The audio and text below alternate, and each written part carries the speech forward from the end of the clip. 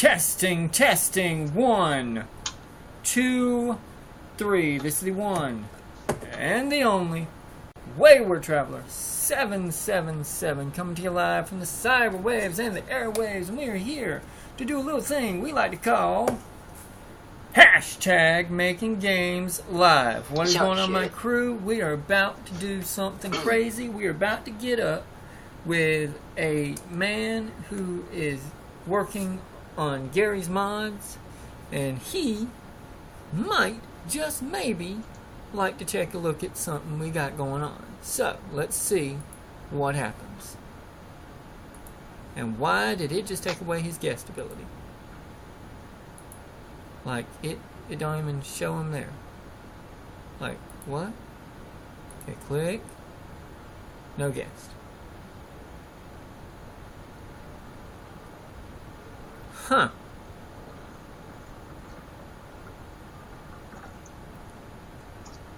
Huh.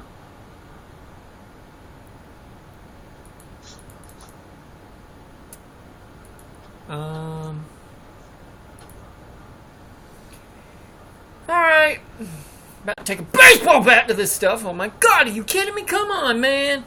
That's like 4 times I've tried to do something tonight and things just fell apart. Are you kidding me? Really? Really? Are you kidding me? Ah! Okay. Like, Hedgy had issues with the plug-in. Then the stupid thing tried to tell me that it wasn't going to allow me to do anything because someone else uses your thing, except it's me. Oh my god. Okay, Christopher, can you try to go into the guest queue, maybe? Try going there, see if it works. That is some bold-faced BS.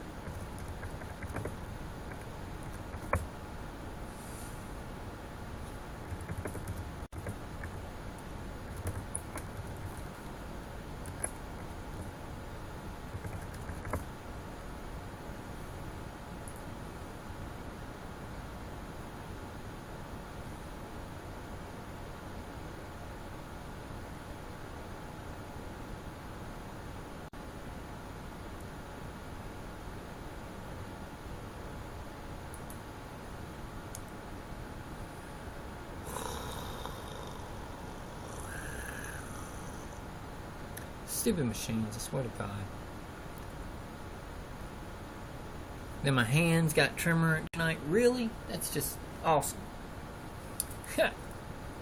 But it doesn't matter. We're going to get this thing going. I didn't get to do anything because I got talking to Christopher about the possibility of him drawing us something up in Gary's mod. I've been looking for somebody that knew how to use Gary's mod because literally I can make all kinds of physical stuff in Gary's mod. What's going on, Blue Taken? Thanks for checking us out, man. Much appreciate. You're in hashtag making games live, where hopefully we're going to make a game live and actually see it made before, the night's out. If everything works the way I'm thinking it might. If I can get this thing to work.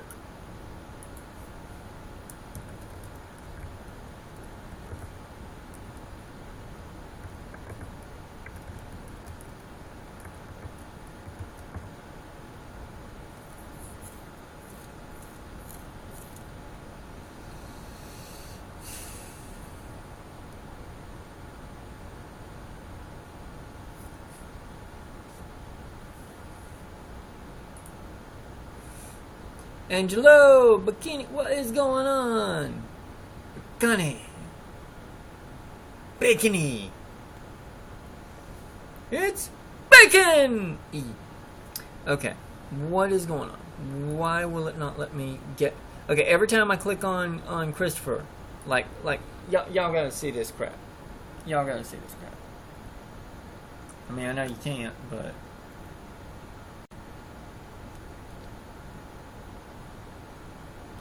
Come on. Camera.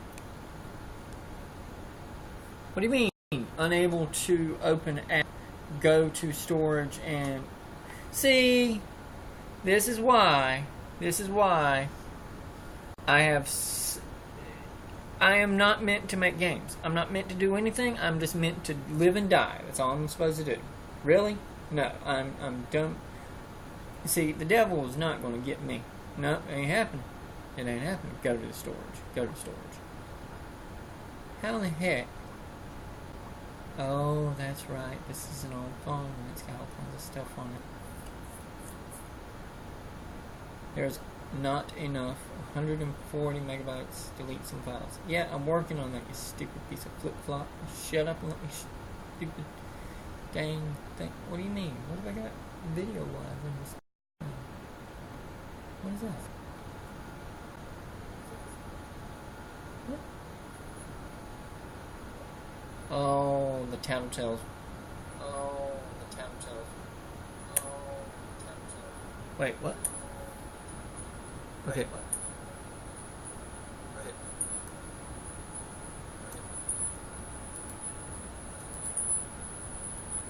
Wait. What? Okay, why am I... How do I jump over here? Okay, there we go. Let's try this again. You stupid machine. Oh! I know why it won't let you guess, Christopher. Are you still live on yours?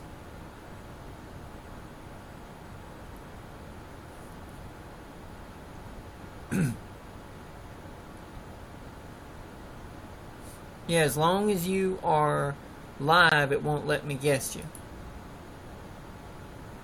I think.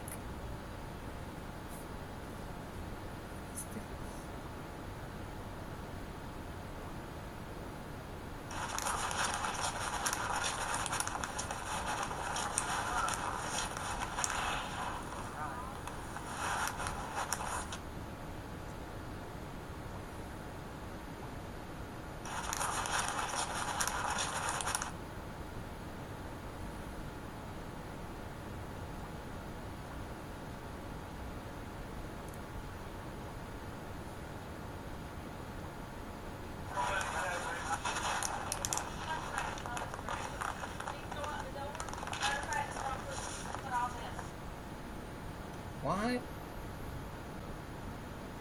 The time that I went over to my sister's house is recorded in my pocket. Pocket recording. Really? Really? Jesus. Alright, Christopher, let's see if we can get you to guess. Holy crap, it worked this time. I was starting to get worried here. I'm going to take a baseball bat to some junk. Alright. I'll do that later.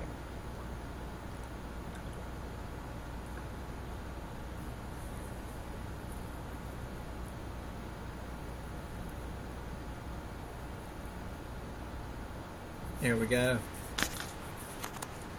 Alright, Christopher. Alright, brother. So, here's the question. Can you take and make some kind of apparatus filled with items, either to drop on the camera so that we see it all coming like right at its camera? Or can you have a cannon that will shoot? On what? Okay. All right. You were playing with mattresses a couple of minutes ago, right? Yeah. Okay. What I'm trying to do is, can you take and make a bunch of mattresses and have them fall out of the sky at a positioned camera, and therefore we would see a whole bunch of mattresses coming like that at the screen? Or can you take that cannon, that thing that makes you be able to make stuff, shoot a whole bunch of them at the screen. At a camera? Yeah, that is possible. Okay. Can you set a bunch of them in different rooms? So like one room has this, one room's got that, one room's got that, one room's got that, one room's got that. Well, yeah, if you place certain spawners in certain points and certain cameras at different points, you'll be fine. Okay. Alright. Could you do that while we are on the live?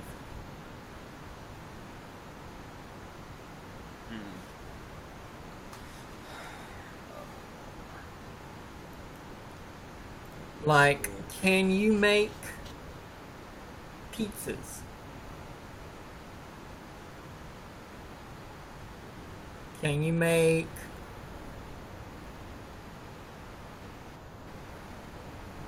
feathers? Or chickens? Feathers?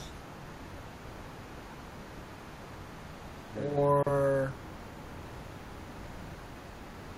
can you make donuts? Or beach balls?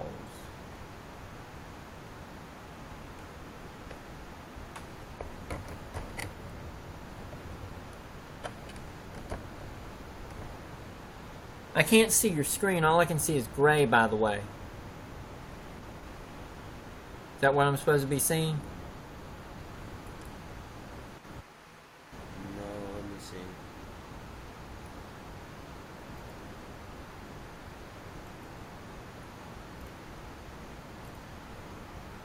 Yeah, right now it looks like I'm talking to a gray square.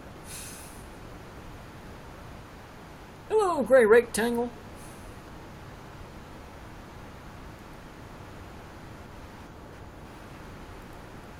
What is going on, Sika's gods? Sikal's gods. There you go.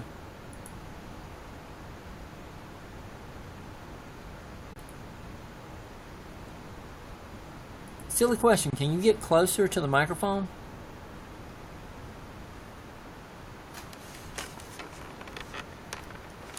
Is that better? There you go. Now I can hear you. Because I could hear like you moving towards the microphone, so at least that's more so than what you were before.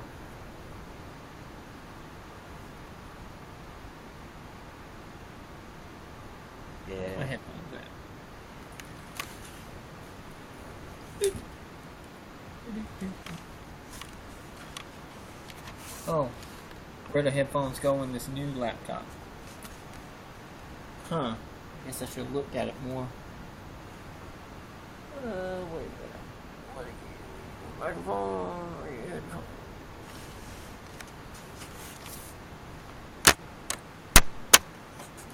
Okay, you're a headphone.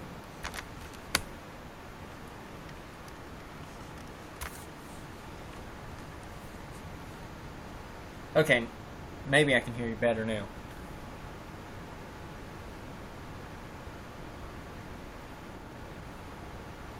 Well, I can hear that easily. Can you hear me better now?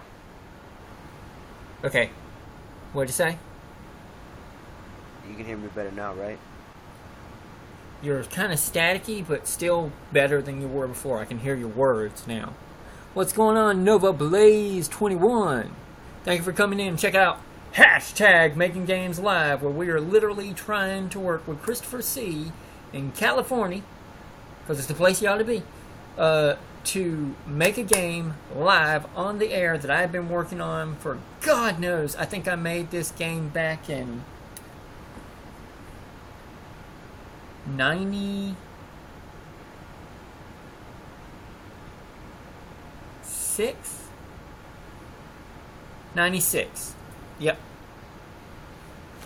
But I've never done anything with it. Thank you, Nova Blaze. Much appreciate. Much appreciate.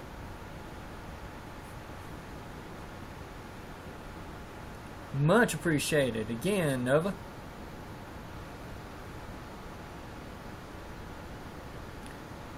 Alright. So here's a question, Christopher. Do you have the ability to make dollar bills, y'all? $1 million bills, $1,000 bills, packs of dollars. Like, without that, you know, without that exploding ink thing, because, you know.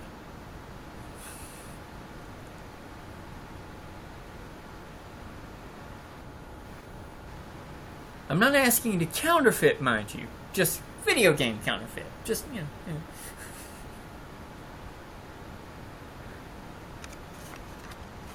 So, what do you mean? Okay. So, alright. So right now you can make mattresses and bathtubs. Yeah. And chairs. Oh my. Hey. Alright. Those are the things I've seen that you can make so far. I know about Gary's mod, so I know you can make all kinds of crap. Can you make...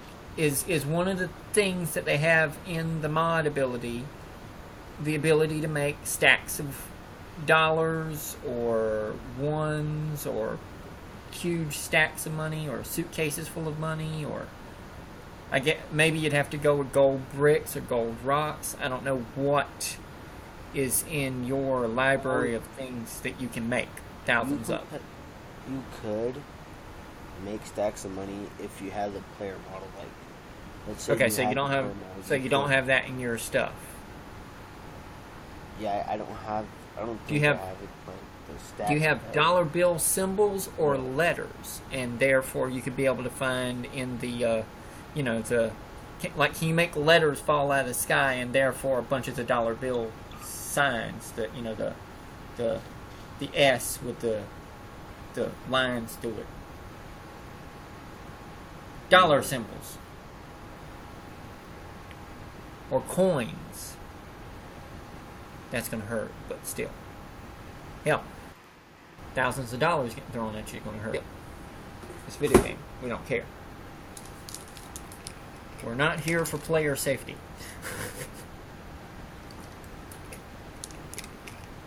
We're here for the results, dadgummit.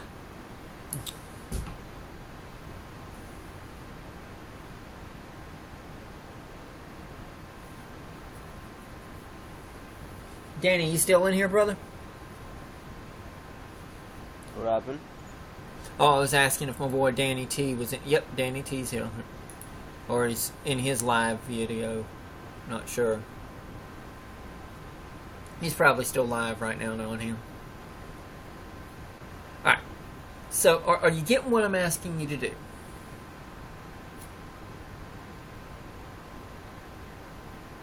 Yeah, Nova, I'm doing good, man. Hey, you know, honestly, if I can get something working and it's playable and fun and we can get everybody to enjoy it and entertain them, my life, my happiness is set for the week. Because I'm never wanting to show you guys my actual projects, because when I do, I want them to have, you know, some kind of copyright connections on them and stuff. But my throwaway projects, you know, or the things that we're working on hashtag Make Games Live, we can work on all day and all night because we made it live in front of you. So I'm teaching you how to make games live. I'm teaching you how to design. I'm teaching you how to use that game theory. Teaching you how to get into thinking about being creative. Because as long as I can get you thinking about it, part of the game is halfway done. Because once you realize you can do this too, that's whenever, well, I've got no job, I've got going on in my life, I can't do anything, I'm just going to go over here and get drunk and find some girl, have sex with her. I'm just going to just be, you know, just that guy. I'm not going to do anything in my life, and I'm just going to just sit around and just die. Nope. I'm going to do creative things in my life. I'm going to make games. I'm going to make people happy. I'm going to show my disability. It ain't a disability. It is giving me the ability to do a lot more. Okay, except with my hands.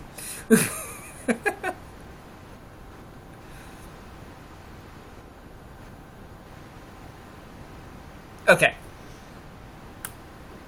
So, Christopher, what things... Okay, let's go with mattresses. You already showed me you can make a whole bunch of mattresses, right? Mm-hmm. Can you make a room and make a drop-down thing? Put a whole bunch of mattresses on top of this drop-down thing, and then set a camera down here, and then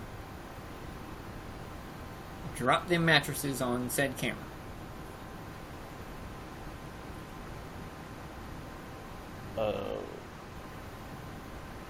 So basically, what you're trying to say is that, like, to randomly generate mattresses out of the ceiling, basically, right? Except I was trying to, like, one of the things I would do is I would make it, like, really high up here, and then you'd be down here. There we go, there we go. And then whenever you press some button or you pull some string, and about 1,000 mattresses come falling down at individual times, coming down, so they're all like going this away and that away, and then that one goes there, and then that one goes there, and then that one goes there, that kind of thing nature, so it's all like staggered. But not hitting the camera, but like real close to hitting the camera. Until the last one, which then, you know, it goes right in the middle of it, and it's like... I get you. Dude, if you can do that, and you can do that with other rooms, we have a game that you could have live on your show to get all these people to come in and join in and go, holy crap, I'm playing a game in front of everybody, and it's awesome.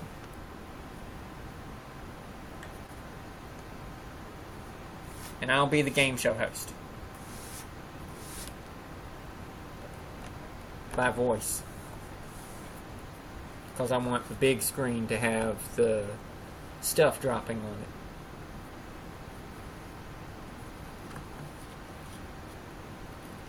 So, Christopher. Yeah. Carlio? Is it Carlio? Korea. Cario. Yeah. Cario. There you go. So, Christopher Cario, can we make this game tonight? Is that possible? Is that something that you can, like, can you rig a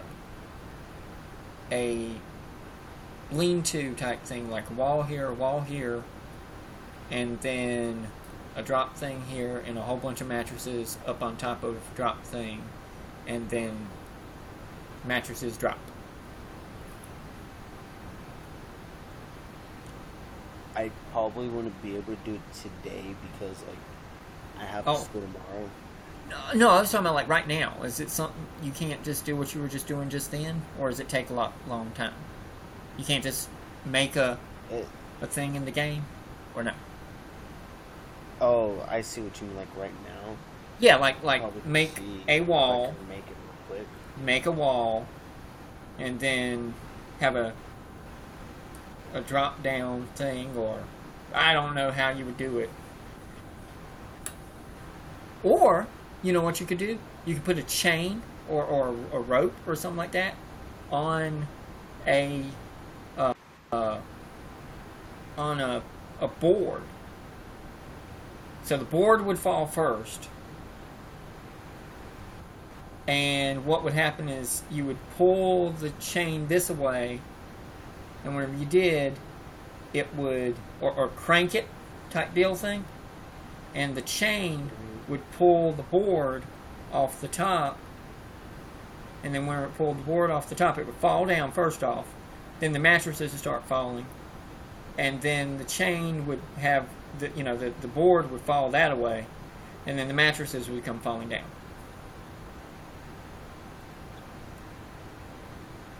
I'm trying to think simply, something you can do like in a couple of seconds. Well, minutes. Of course, I don't know how to use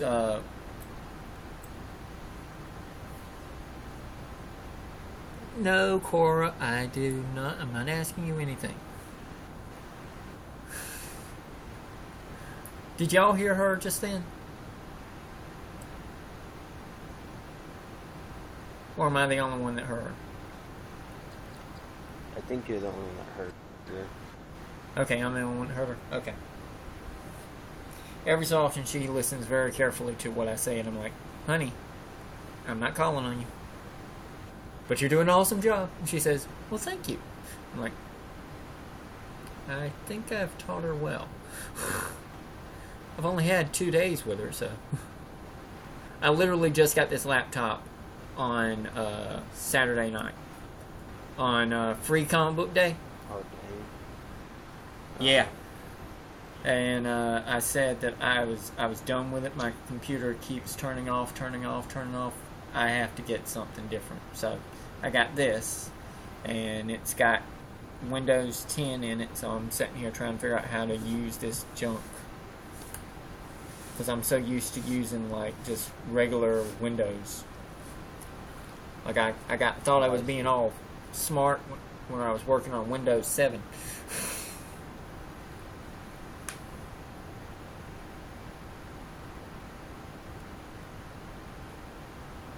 So yeah, is that a doable thing that you can do, or does it take a lot longer to make stuff in Gary's mods?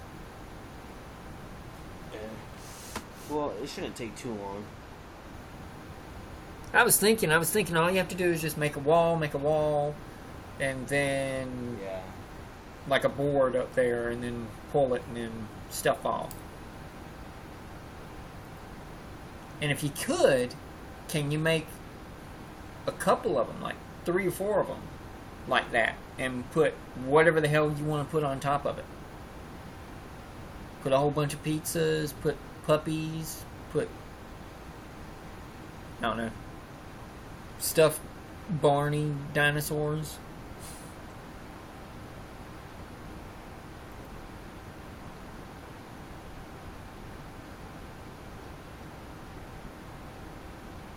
Candy bars, ice cream. I don't know what's in your mod. I mean, I know, of course, they give you zombies and monsters and guns and tires and stuff. Tires, that'd be neat. Stuff like that. But I don't know if they give you other cool things.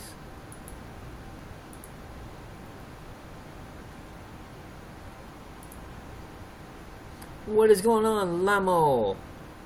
Thank you for coming in. Check out hashtag Making Games Live, where we are actually trying to make a game literally live, thanks to Christopher Cario over here, because if he can do this, this will be awesome. Like, I'm not even kidding you. Like, literally, we could have a live game show here on YouNow, like unlike anything that's on YouNow right now.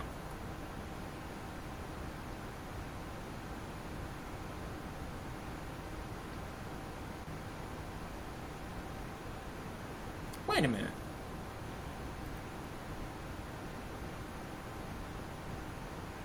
Oh, that's right. Yeah, I forgot about that. That was one of my thoughts. Eh.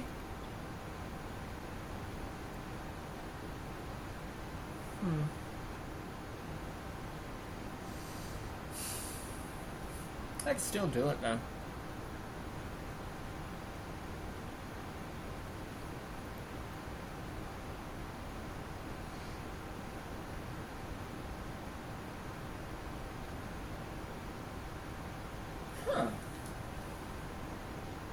does make an interesting game.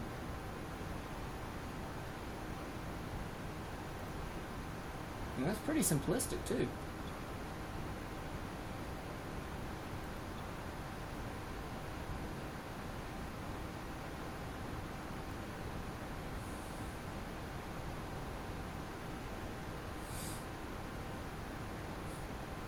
And through the camera, it's not that bad of an idea.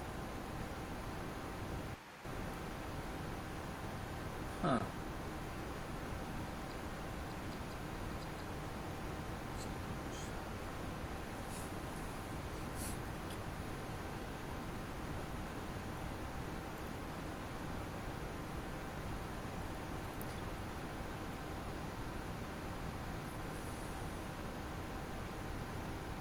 By the way, I still can't see you, so I hear stuff going on in the background. I take it you're already working on it? Yeah. Okay, cool. Thank you so much. And then what we'll do is we'll switch over and we'll go and we'll have everybody come over to your page. And, yeah. So you get the views.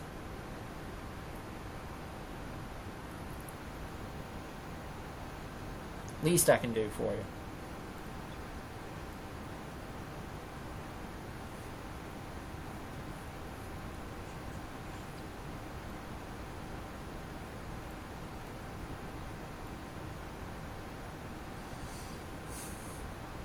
Well, while I'm at it, let me let Edgy Hedgy over here explain what the heck hashtag Making Games Live is all about. 1 second. Go there. Alright, set that up. That's up. Where are your eyes? Come here, guys. Come here, blood. Slow motion. Just really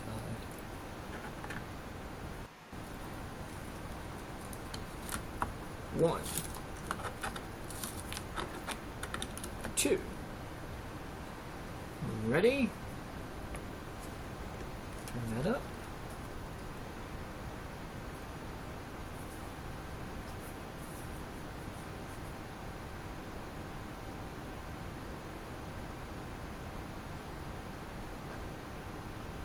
Oh, really? Gonna go for a commercial, are we? Oh, you and your commercials. Thank you very much. No, thank you. Turn up the volume. And here we go. Okay, so if you have never seen our show, and this is a show that's only as good when we all participate in this. This is the only show like that I know of. That is just exactly what our mission is. What's our mission? You ask. Well, to do exactly what God hashtag says, to make games live right in front of all our eyes, cause literally that is exactly what we strive to do. I help us to take all of our ideas, mix and melt them all to make quite literally the most original, innovative games I know I've ever seen and do. Make no mistake, we are making these games. We have a Patreon account online to funds our mission of games and original projects, and here is the best part, cause if you and our crews choose to add something to make our new games better than before, yes. Why are you? Your name will forever be added to the name of the game that we might make. Hear this episode tonight, and as such from this time on, whenever we talk about this game, when we are advertising this game, your names and all our crews will have the names advertised down to the world over, and as such when these game sales you will get percentage of sales and discount and privileges the crew are given. I mean, really, have you ever seen any other show do that? I mean, as awesome as Shark Tank is, or even that brand new Show the toy boxes show they don't give the viewers the ability to make games and discounts and money from all our works. Has anyone ever heard of a show like this? Are you not excited? This episode you can have your name on the game. You can give us a usable add-on to tonight's game. You can have your thoughts mixed into a game tonight. If you're not excited yet, you're just not realizing what you're watching, just stay with us. Or look up hashtag Making Games Live and keep on checking in on our little show from time to time, and please share the show out to everyone on your friends lists. Click some likes if you likes the ideas, and if you're not subscribed, fan us up. We are making a new gaming community that is gonna be your best friends and total crew, unlike anything you've ever heard of before. That's hashtag MAKINGAMESLIVE. Hashtag Making Games Live. Come on y'all, and radiate that love y'all. Let's make some games live.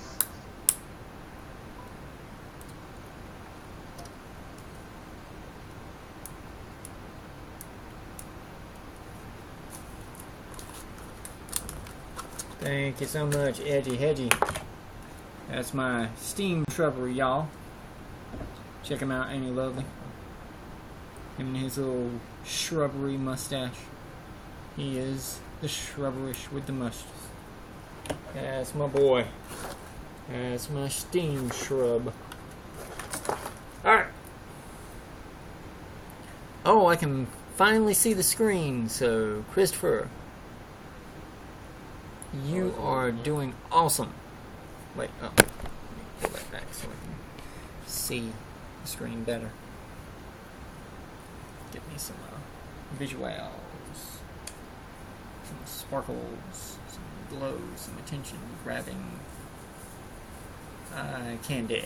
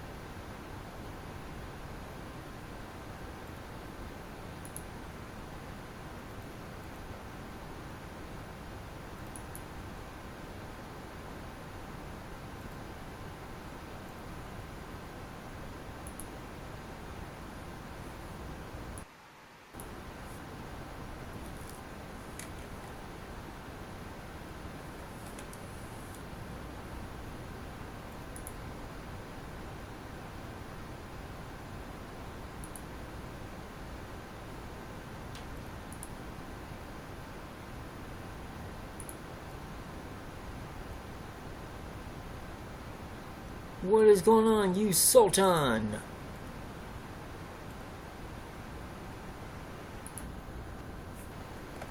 Thank you for coming in and checking out hashtag Making Games Live.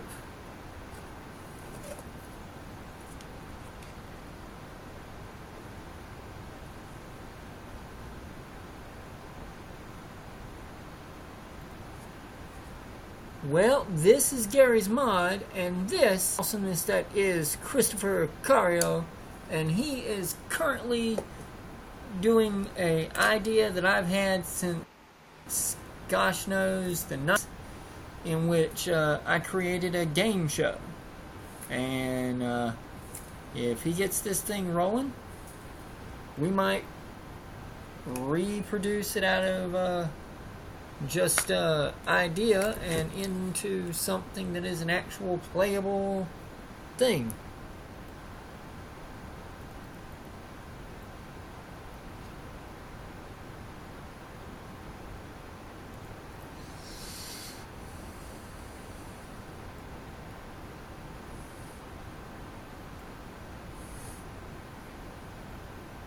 Wait a minute. Does one of those signs say 3D on it? Where? There was a blue sign, I think, that said in the signs that you were just looking at just then. And I could have sworn one of them said 3D and not 30. Whatever folder you were just in. Oh, it was in the folder? Or, yeah, you were on that right there. And you were on another page before that. And it had a whole bunch of signs in the thing. Oh, I think you talk about this one. This one's just like textures, like naming stuff. No, a second ago you were on another page that had stuff. Like right now you've got in this gray panel, there's all these things. And you had signs that were in the middle of it. And one of them was like a stop sign, the other one was a railroad sign. And then there was, it looked like a blue and white 3D sign. Like the words 3D was on there or something.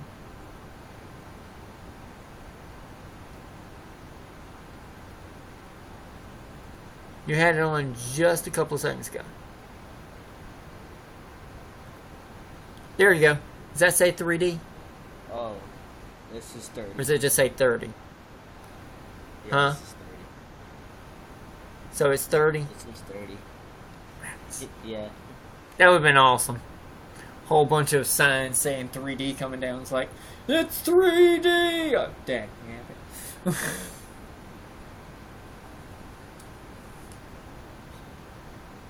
I don't know, maybe a whole bunch of hazard signs. That might be neat. Is there a hazard sign in all those signs? I see railroad crossing sign, I think. Go with that.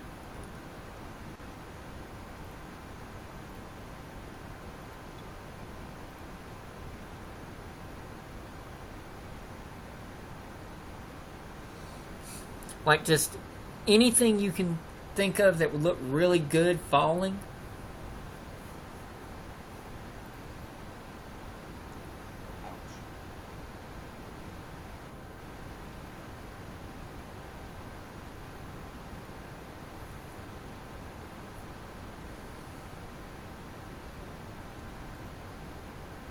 I know there was a mod of friggin' Grand Theft Auto 5, and the dude had a car gun. Not a gun that was attached to a car. He had a gun that he aimed at the character, and cars shot at them at 100 miles per hour. Oh, what the heck? It was awesome. Specifically whenever he recocked it, switched gears, pulled out a pistol, and tanks started flying at them. It was awesome.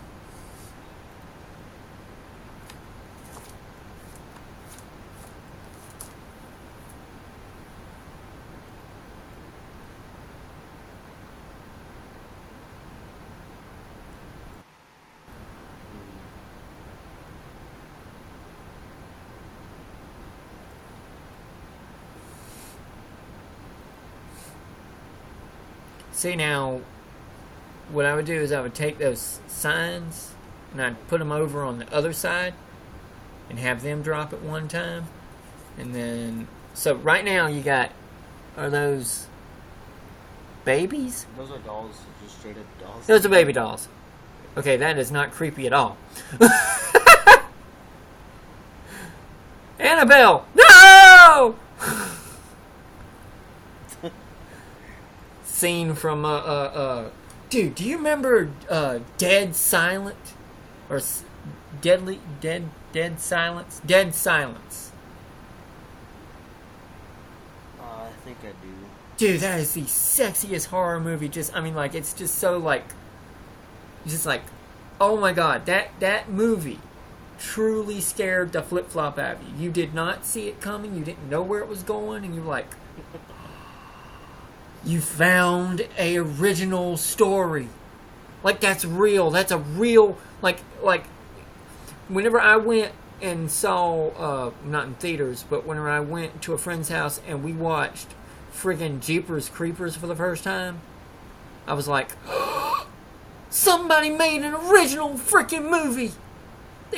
No, that's right. I did go see that one live. I went to go see that one in theaters with my boy Clayton. I sure did. That was why it was so awesome. I was like, that's a real original movie. That is not some stagnant crap made up 40 different years ago. It's not some kind of repeat resender. It is an original story with original characters with original horror. Like, innovation, man. That is my core element. That just makes me just so like, yes. Because, you know, the famous line from Mary Shelley's Frankenstein. We've all thought of that at one point in time. But it is the genius who writes down his ideas, records them, realizes what is real and what is not, and makes the things that are worthy. That is the genius.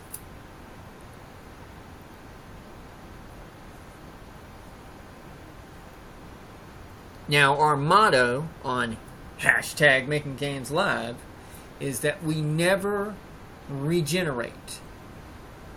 We always originate. Because my favorite line is, if I cut off my hand and I just get my hand back, then we've already seen my hand. We already know what my hand does. It lifts stuff, picks up stuff, that kind of thing. But if I cut off my hand and I put a duck flipper there, now I've got something I can slap you with. I got something I can slingshot stuff with. I got something that I can cut you with. I got something I can paddle around in the water with. I can, I don't know, make quack sounds with it. Then if I cut off my hand again, and now it turns into an elephant trunk, now I'm sitting here and I'm like, and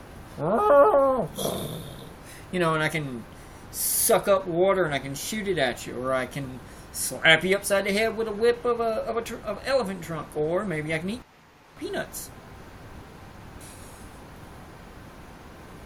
So there's all kinds of things that you can do whenever we originate and not just regenerate what we already got.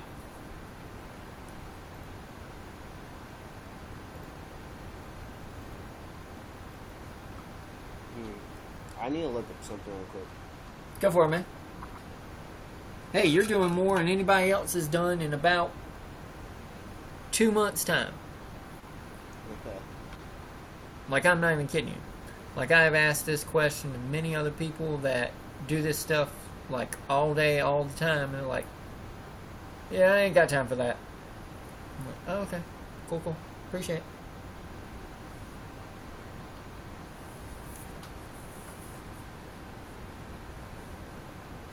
Trust me, if I knew how to do it, or if I had the stuff on my computer and had room, or all that good stuff of that nature, because I kill hard drives like it's like I'm a daggum vampire slayer. Dang. Dude, I have literally, I'm not even kidding you, I have filled up 3 hard drives to the point that they haven't set on fire, but they locked me out of them. What? And then I'm sitting here like, how do I get my stuff out? Oh my God, are you kidding me? Because now you're calling this catch-22 thing, where you have to turn it on and get inside of it to be able to get the stuff out. But it won't let you turn it on or get inside of it until you delete something off of it so you can get stuff out.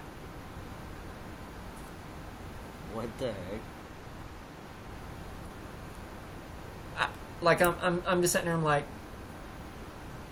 you can't run this without deleting something. So you're telling me I can't even get it onto the computer to see it so that I can take stuff off of it. I can't view anything on it. I can just delete everything on it so I can be able to get onto it. Is that what you're telling me? I will destroy you and every piece of chips you have. Are you freaking kidding me? I've literally got 4 hard drives sitting upstairs in a box that I've got to figure out some way to get into it, because I had a cartoon in there. I had 2 different scripts and 2 different games. But I've since taken it apart and put it all back together in my head, and hopefully I've got at least something is comparable or better than. As I remember it, it's close, but it's not perfect because I had like a perfect twist in that story, and I can't remember it. What the heck? Because it was connected to a character you didn't really see, and you're like, wait, what? So...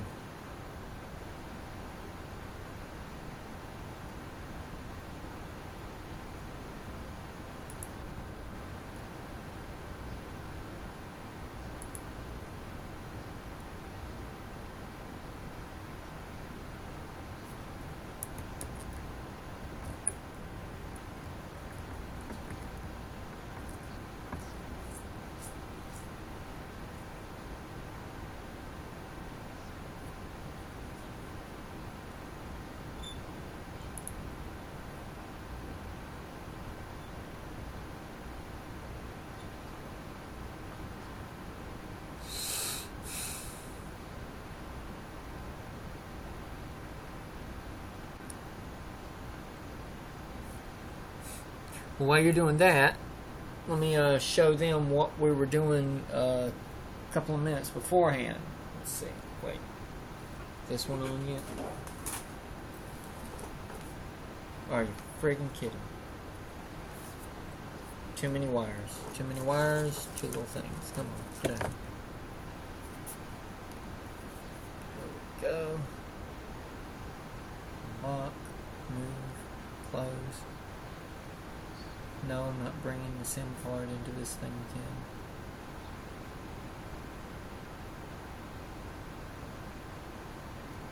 Try game.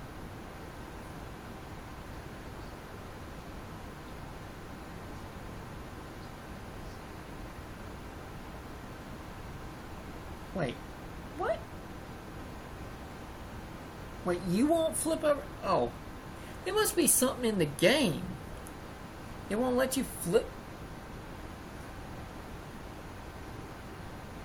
Yeah, I've got auto rotate on. It should be flipping over. It's not flipping doing it. What the flip? Okay. Wait, okay, that goes there. Really? Come on. Really?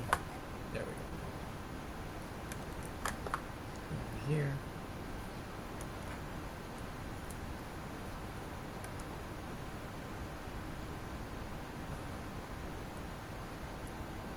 Of course, it won't let me get any closer. Of course. That makes so much sense.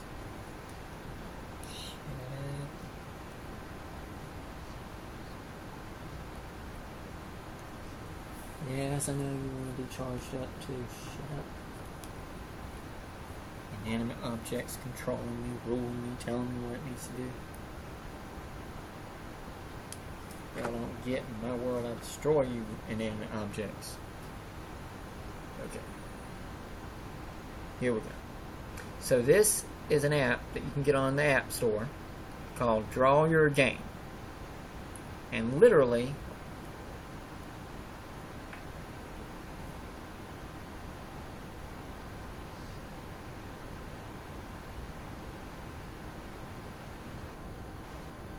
draw. There we go. Oh, did it actually work? No, that did not work. It did not work at all.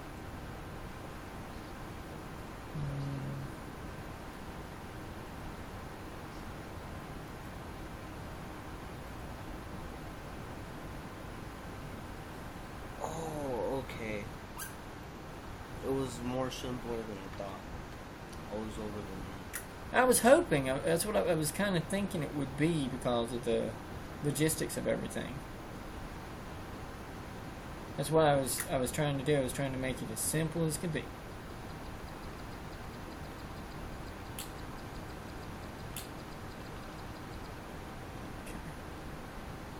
So,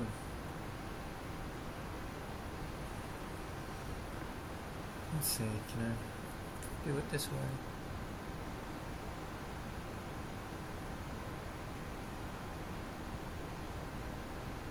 I just did this on Danny's page, but let's do it on mine again. So you get yourself a piece of white paper and some felt tip pens, one black, one blue, one red, one green.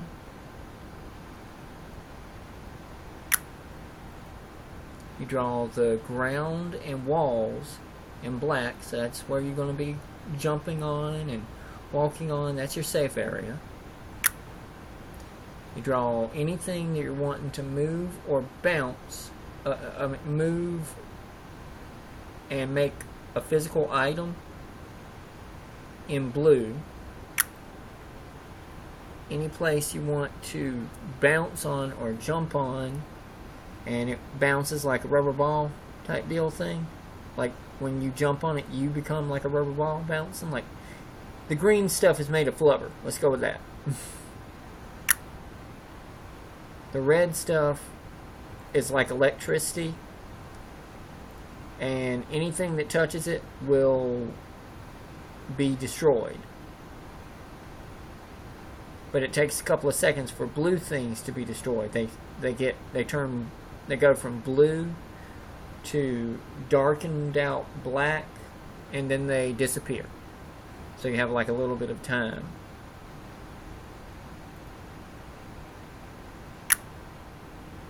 You take a picture of that item.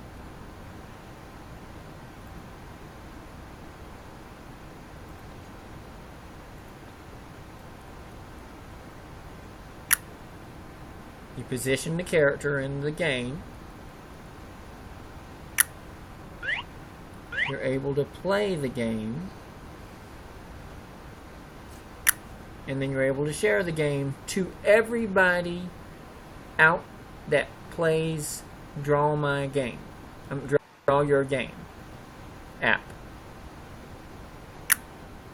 And that's how we are going to make games live on the air, just to, give you, something is better than nothing. So, again, that's what we're doing right now. We're doing something better than nothing. But the fact of the matter is that what we're trying to get you to do is to think, yeah, I can do this. I don't have to have $1 billion trillion to make a game. You have to have a bunch of money to make it into like a company and stuff of that nature. But right now we're starting with square one, then we go to square two, then we go to square three, and then before you know it, we have tic-tac-toe.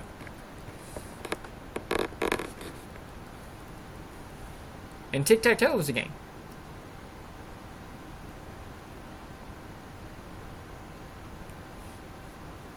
What is going on, Chris? What happened? There we go. What is going on, Chris Style? And what is going on, Alejandro? Alejandro.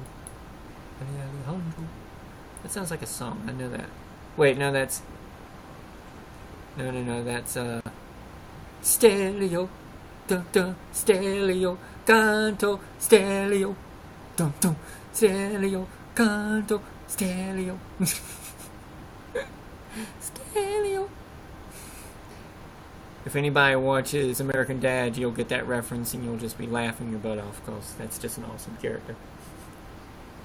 Stereo, stereo, canto, stereo. Such a perfect character. Only see him 1 or 2 episodes in the entire series. Maybe.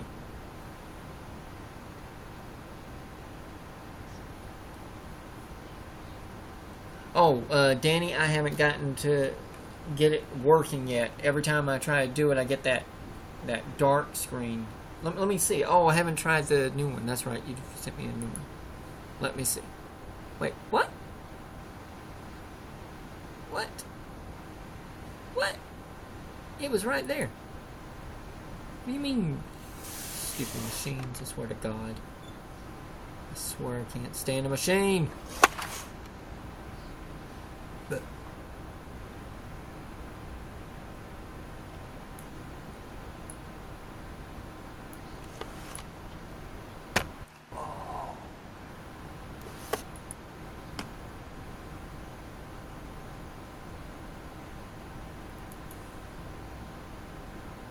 pin to start.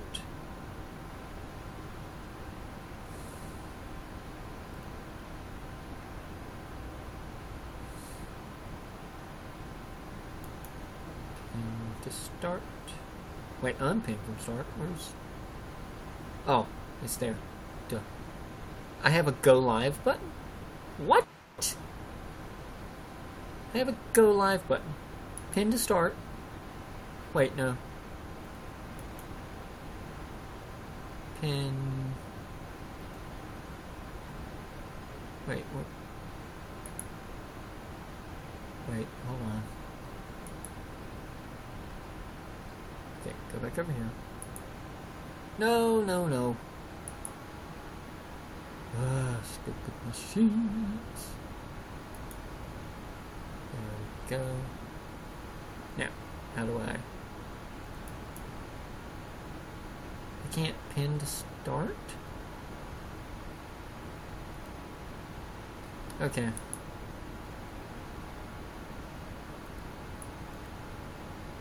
I move it here?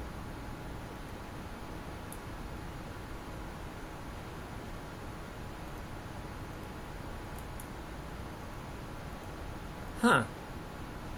Let's see if this works. I'm about to go live on Facebook. Maybe.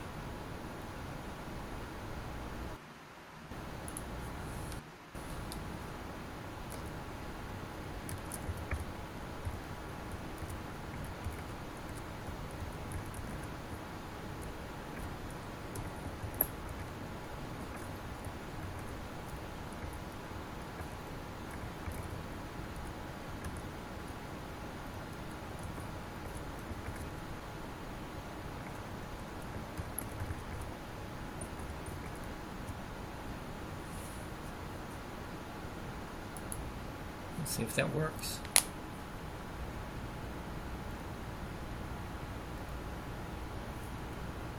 Okay. Okay, I see it says that I'm live, but I can't see anything but a black screen. I'm still live over here though. Why am I not live over there? Why that not work? Why'd that be? Hello, Facebook. That is not working. That does not... I can't see anything. Wait, do I have to click on Facebook first and then go to YouNow? Is that what I have to do? That's what I have to do.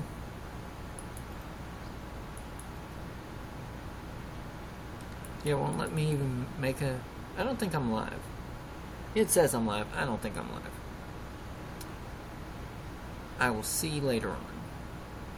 But, if you can't see me, but you can hear me, testing, testing. 1, 2, 3. This is the one and the only Wayward Traveler 777 coming to you live from the cyberwaves and airwaves, and we are here to do a little thing we like to call hashtag making games live. What is going on with my crew? What is going on with all of you? It is something that we are doing over on YouNow. So y'all need to be come checking out over here. And got a guy that is got Gary's mod rolling right now, and we are trying to get this thing rolling so we can actually make a game live on air, on show, on site right now. Let the light glow all night. Yes, that's right. I rhymed it all tight. Anyways, so if you want to check us out on YouNow, Wayward 2 Productions. Link over to YouNow/MAKINGAMESLIVE.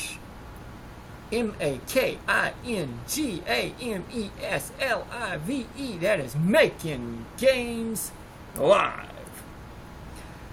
So check us out, and I will see if I'm just talking to myself in the air because I can't see anything on the screen at all. Even though I see a camera light, and it says I've been live for 2 minutes. And I don't see anybody talking, and I don't see anybody viewing. I think I am invisible. What is that? What was that? What is that? Ooh, that's cool. I can make little dots appear on the screen where I click on it. I don't think I'm live. I do not believe I'm live. Radiate love, y'all. Ding!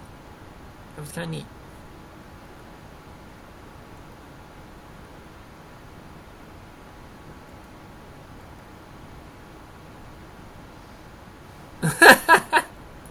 Okay, so I was live. I just was not visible because I was over here on YouNow first. So that's annoying. But hey, at least I did an advertisement for it on Facebook. So let's see what happens. Oh, Lordy, help.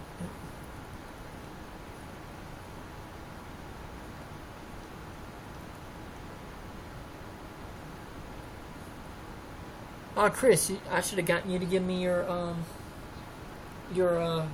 link, and I would have had people come over to the thing from Facebook. I didn't even think about that. Oh no, it's good. By the way, are you still live on yours, or are you only? Am I only able to guest you if you're not on yours? Oh yeah, I'm not online. Okay, so that was what it was. Because every time I tried to click on your name, guest would be sitting there, and they go, and then it would just say full profile or some junk of that nature over here. I was like, and I would turn it off and I'd turn it back on. There was guest for a second. Like, what? Turn off, turn on. Like, I kept trying to click it and join. Kept trying to click it and run. It's like, speed run. Come on, you can't run it.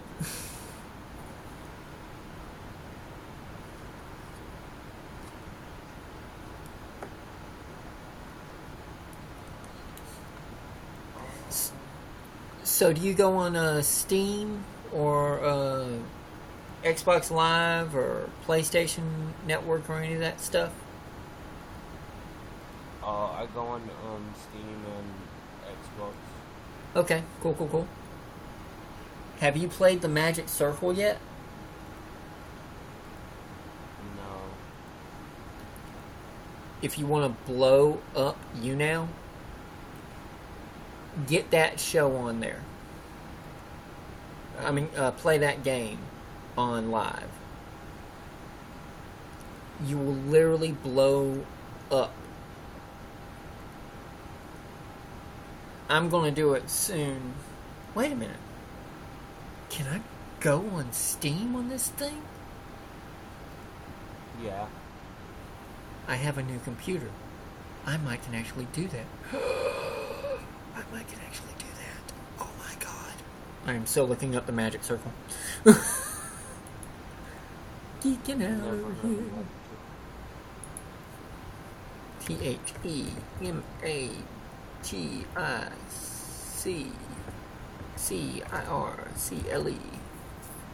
The Magic Circle album, Defenders of the Magic Circle in Germany. Magic Circle song, Magic Circle. Wait, I was in games. I know I was in games. Didn't I click on games? I was in games. I see games. What? Why are you showing me music? What's up with your machine? What? Wait, what?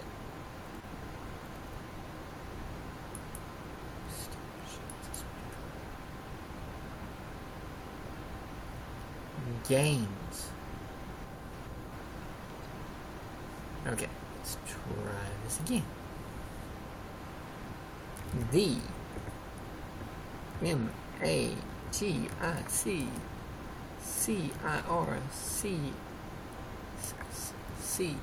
L-E. Maybe game. How about that? Game.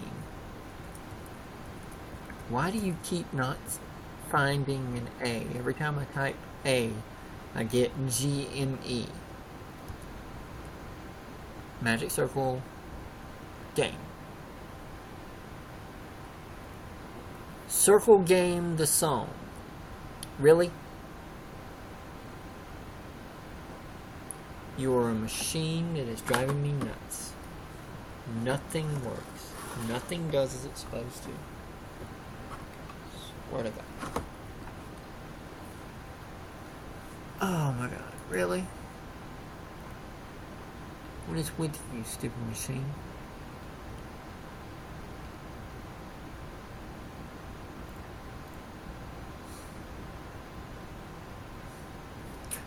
Oh, okay, that's Windows App Store.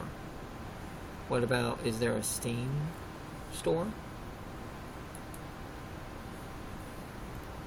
Do I have There is those? a Steam store if you go online and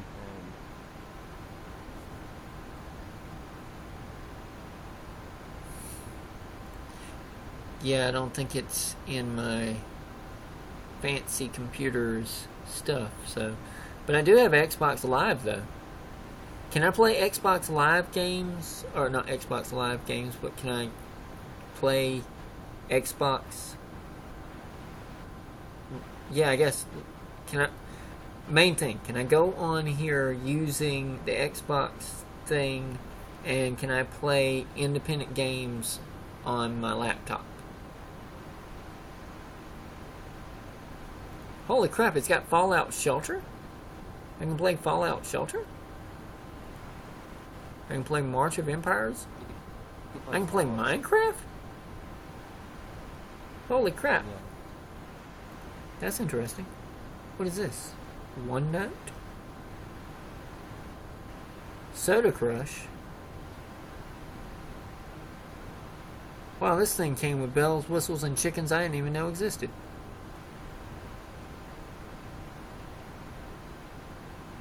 Dick 3D Builder. Crush. Oh heck no. What is this 3D Builder thing?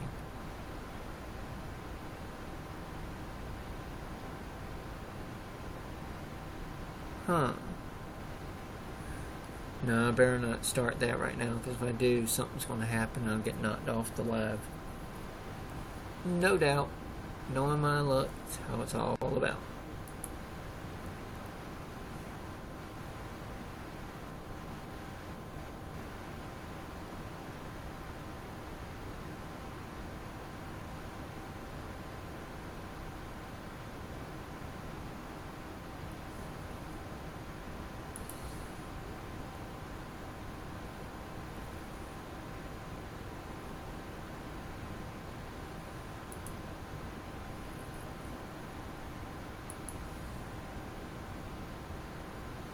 Nova Blaze, Chase Anderson, Chris Style, what is going on, y'all?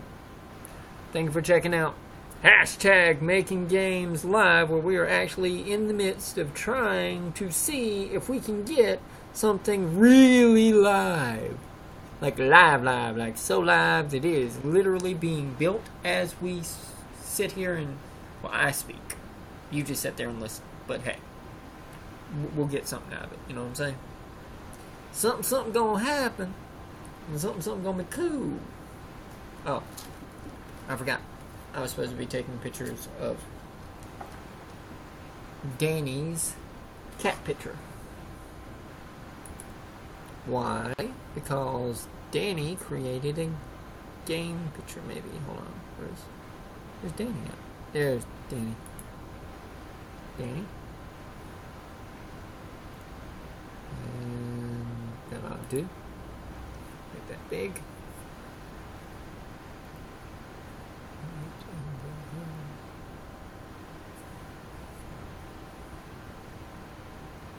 New world. Click OK. Picture.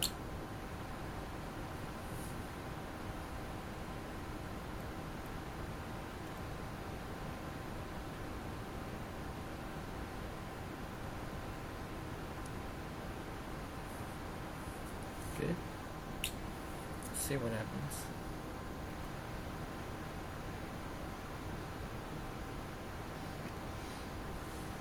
More black. More black.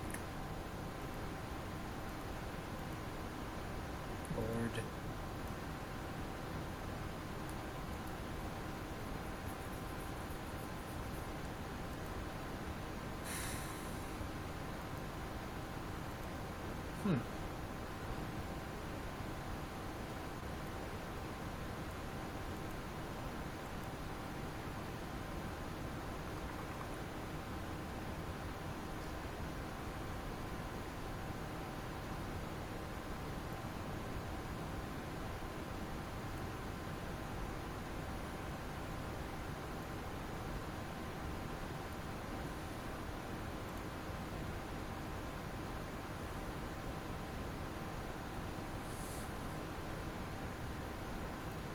Sorry, I don't understand how this thing works.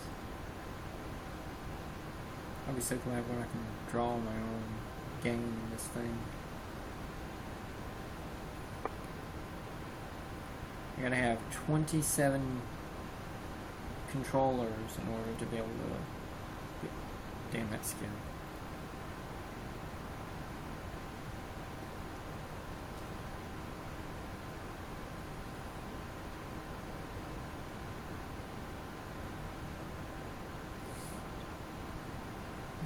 Okay.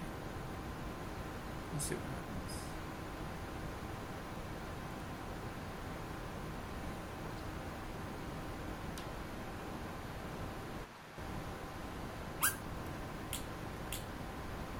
Turn this into a escape game.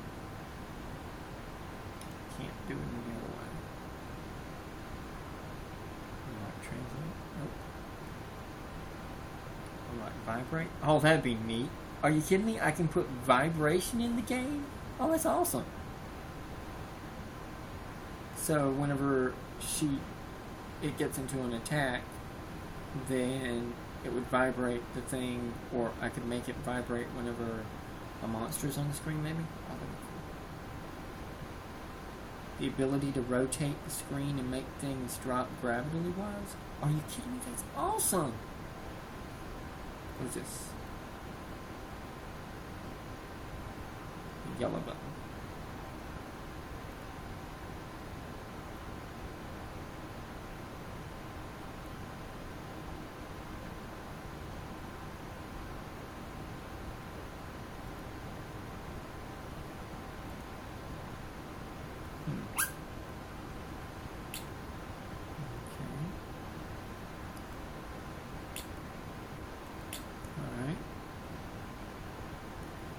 See if this works.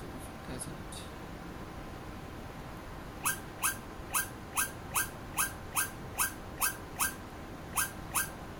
Oh, come on. What do you mean? Oh, stupid antenna.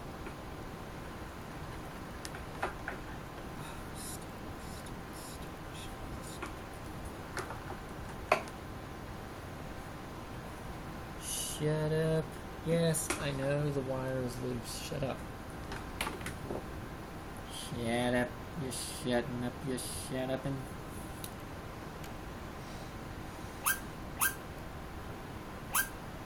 Escape! Okay. Alright, so... Alright, Danny. You asked if it worked. You there, Danny?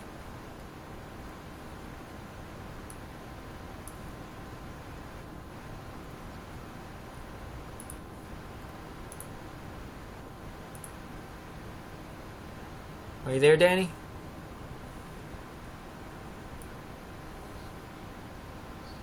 What just happened? Why is the screen so small? That doesn't make any sense. Okay, you here? Okay. Let's see if I can do this.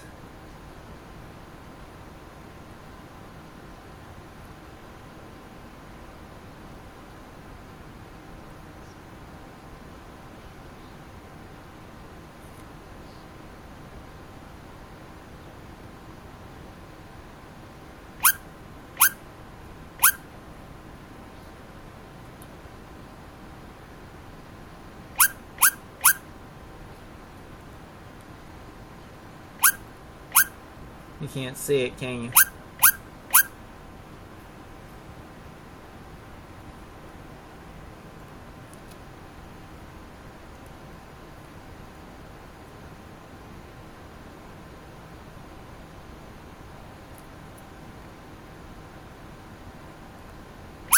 You see him jumping?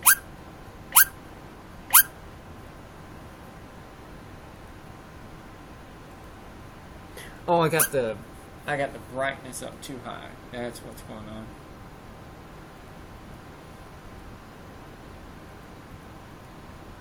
Let's try that.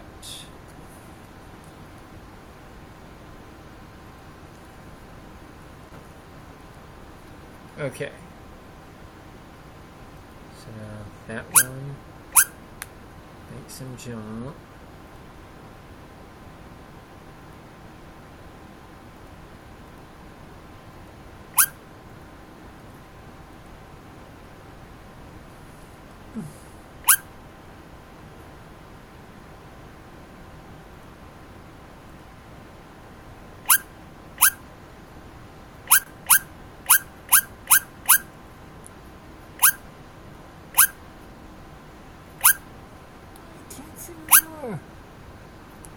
What are you doing? Jump.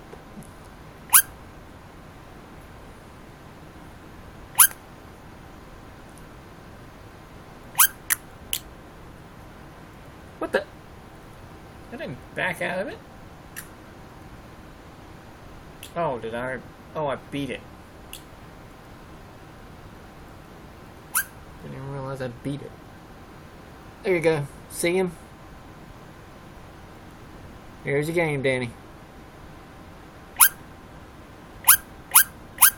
Okay, well, let me jump over there.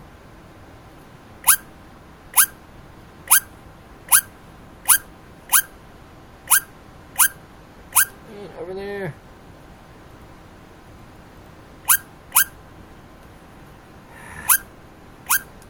I'm having to learn to play a game backwards. This is not the way I was meant to be. Come on, get over there.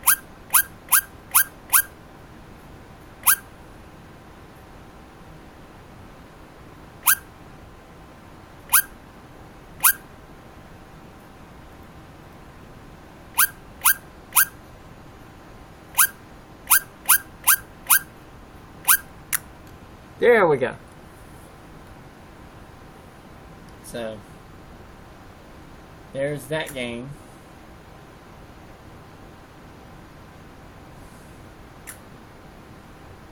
Says I gotta use up 3 if I want to buy another set, but I'm not. No. Wait, alright. Wait.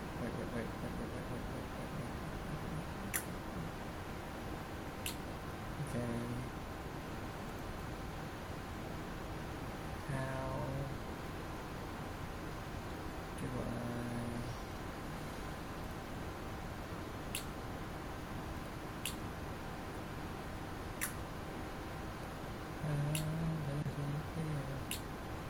21. I need to get one more thing before I can draw.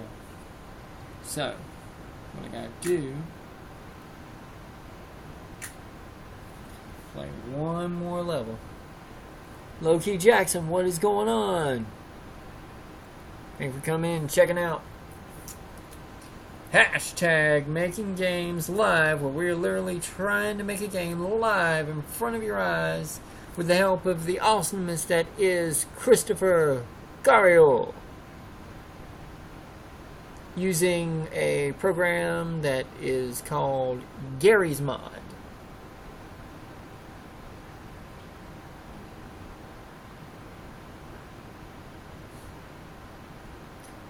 So what's it looking like, Gary?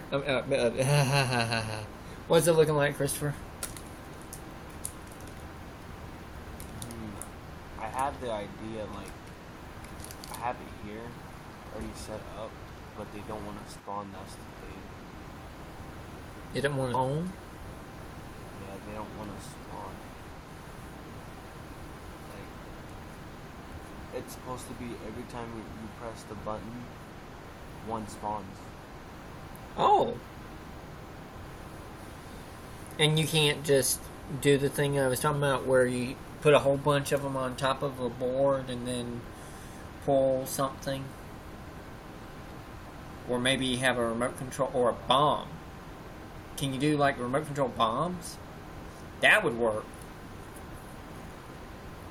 Or maybe a remote control disintegrator, or I don't know. I have no idea.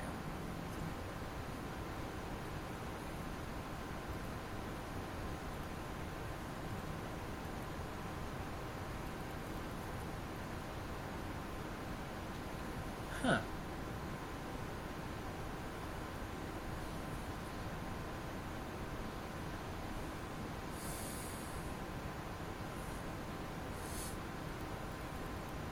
Let's see if I can do this again.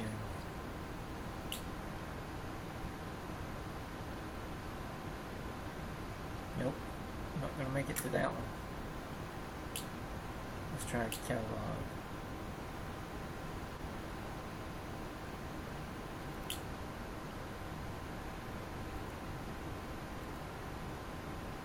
See, now here's the awesome thing. This is what I'm trying to get us to. There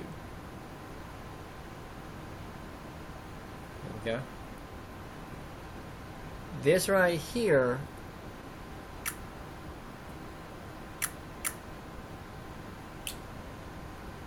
okay, so the way that the game works is that you play their game levels to gain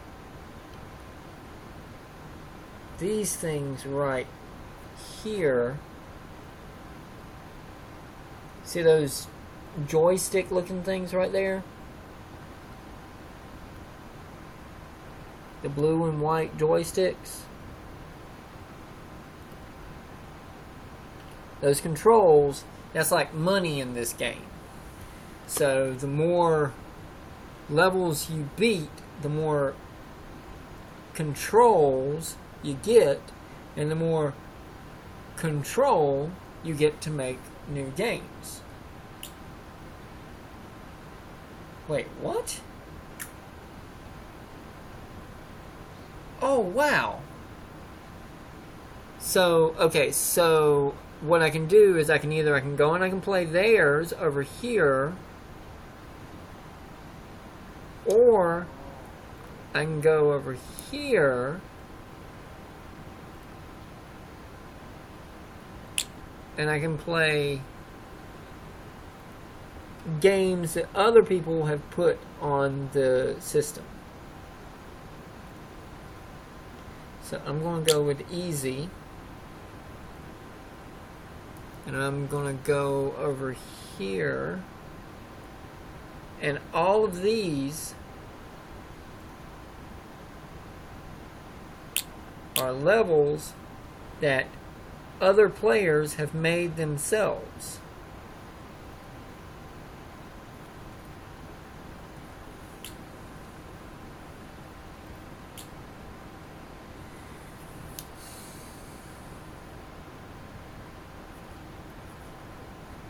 Huh.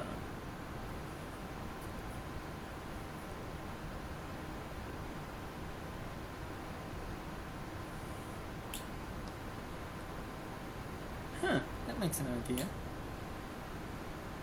Oh, that's what I'm going to do too. Yeah, dude, that is awesome. That is a super intelligent idea. That's what I'm going to do.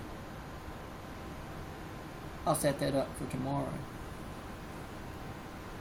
It won't work, but I'll try. Ooh. World Cookie 2. Oh, hell no, I'm going to die. No. I would die like a royal man. Ah, dude.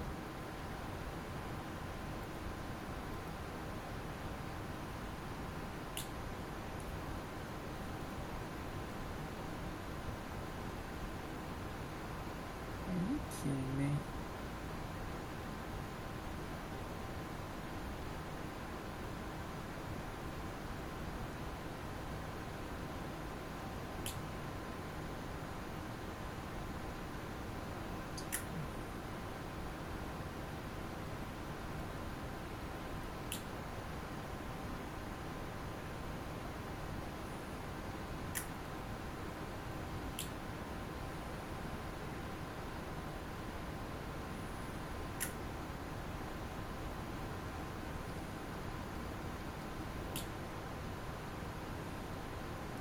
Okay, I got it to work. Every time I press the button, they spawn now. Woo!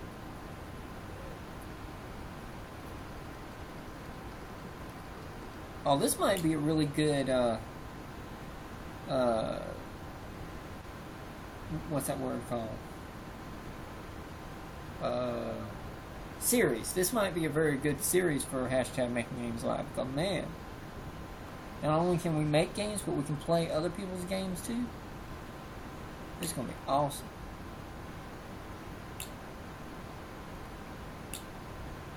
Oh, heck yeah, man. They only got so many people who've made them. Shoot. Shoot. We're going to have our own games. If you look at my screen, you can see that every Oh. time I press this, they will spawn now. That is And awesome. They go away over time. They go away over time too. Okay. Alright, wait, let me back that out. Let's get back over here.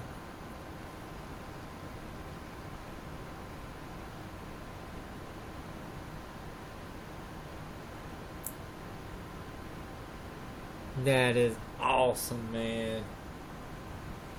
Okay, so now do you have to tell it what you want to drop, or do you have to pick it, or do you have to set it up there? What do you have to do?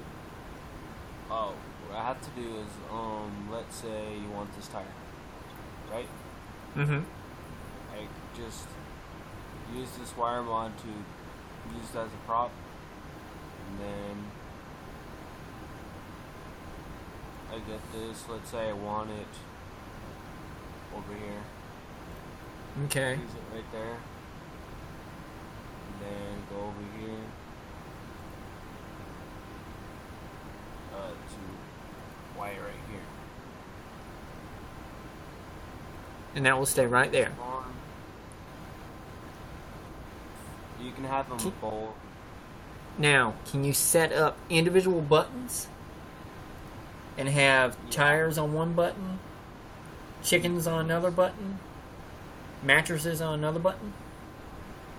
Look, and Something then tires neat. spawn too. Coolness.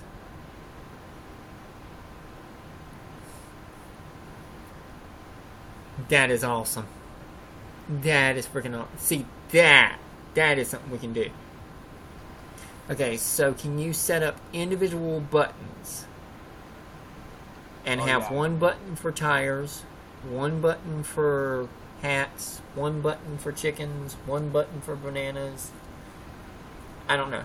Whatever you want to drop. Did it take a long time to do that?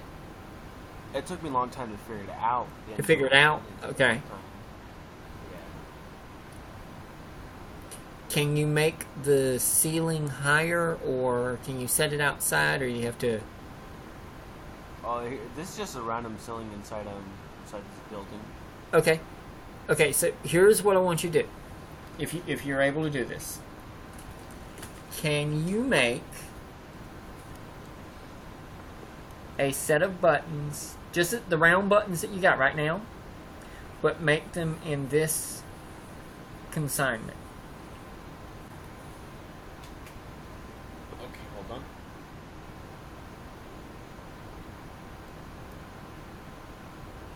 But with the same buttons, because the buttons look awesome. They're perfect. But you know, like a phone is. So it's got 1, 2, 3, 4, 5, 6, 7, 8, 9. Hash, the whatever thing, and you know, that kind of deal. So like a phone. So, with the phone, what would you want me to do? Like, Wait, where are we at? There we are. So, okay, so instead of having the numbers, have the buttons and have them in the same placement as the phones. Yes. like have them in rows? Yeah, I can do that. So have button here, button here, button here. So there's 3 there. Another set of 3 here. Another set of 3 here. And then have it like in a small room. Yeah, But like a vaulted ceiling like thing, like really up high. So it's like the ticket thing at Chuck E. Cheese. Except it's Oh, yeah, we can do that. Yes! You get this done. Your name is in the game. Your name is in the game. Not only is your name in the game, your name is in the credits, in the name of the game, and as designer. Now, here's the question. I want to take this and put it into Construct 2, if that's at all, or onto the Steam thing or something like that. Is that even possible? Take what now? Take the same dynamic, same idea, but to put it into something like, I've got a program called Construct 2, and probably using the same things that you did just now. Construct 2 has the ability to do that stuff, but you can take and you put it on the App Store and Steam and Google Play and all this stuff. Yeah, I'm pretty sure you can.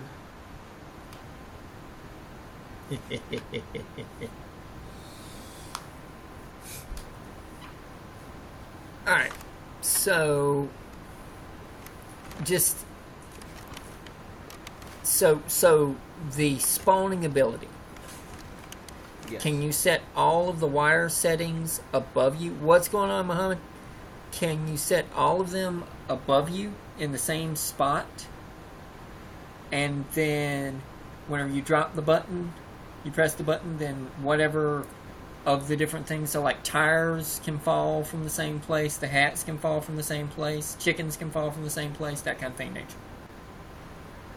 Oh yeah, I'm pretty sure. Can you do that right now?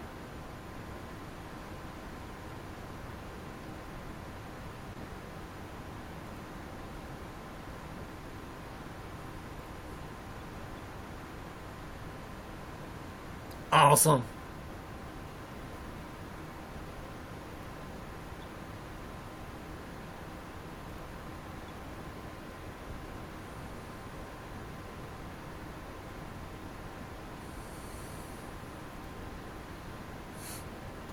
Ooh, horseshoes. That's cool.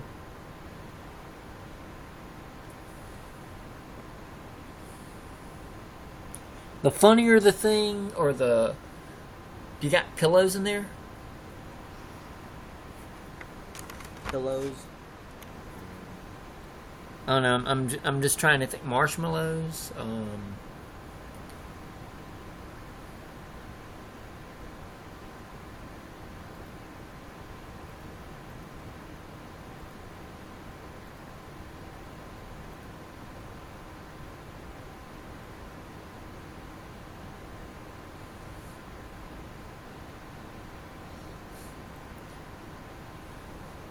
Got meatball subs or chickens or turkeys or pies or ice cream or bananas. I would think you have bananas. Most games have a banana in it. Calls, bananas. Why not?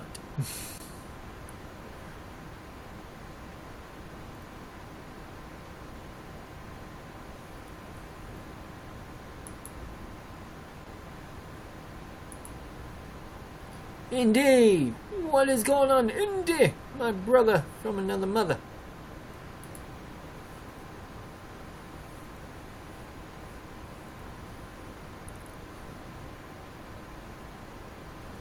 Let me go see what Indy's over here doing.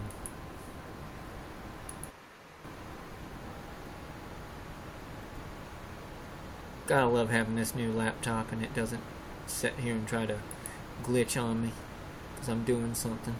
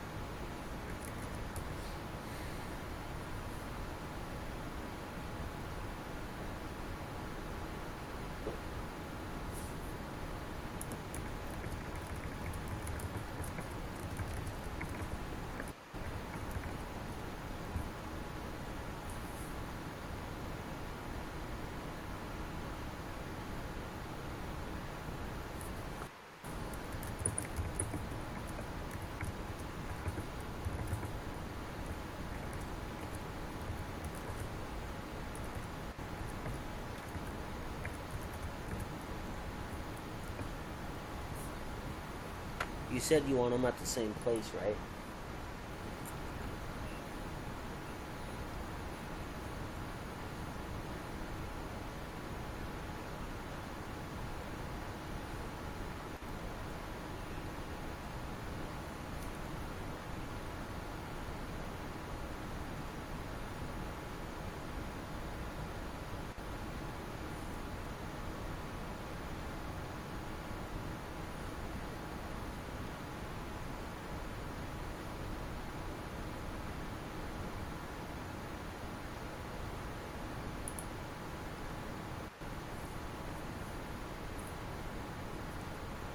That is awesome.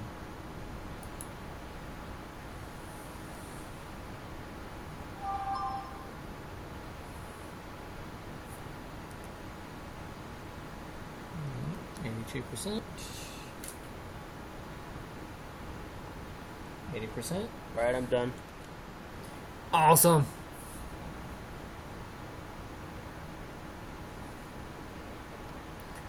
Alright, now can you set up the buttons so that they are 3 here, 3 here, 3 here, so there's all together, it looks like a foam pad? Oh yeah, you can put another one right here, and then another down here, another down here, Yeah. and so forth. You can. Okay, coolness. Alright. So now, right now, if you press the red button, press the red button. Wait, hold on. Okay, everybody that's in the room, let's see, hold on a second, let's see who's all in the room. Is it just you, me, and Danny? Alright, you make a vote, I'll make a vote, Danny make a vote. What do you think? Red or green? What are we doing? Red or green? Damn man, what do you say? What do you say, Chris? I'll pick red. Red. Danny.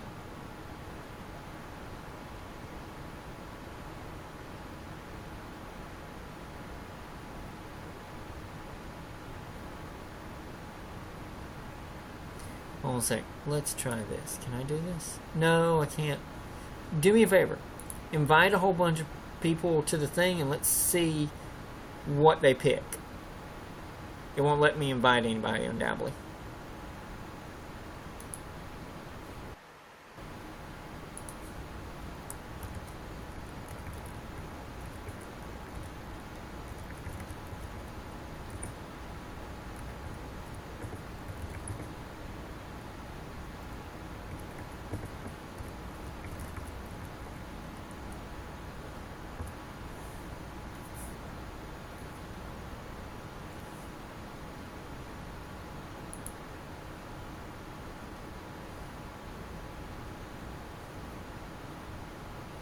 Danny, are you there at all? Hello?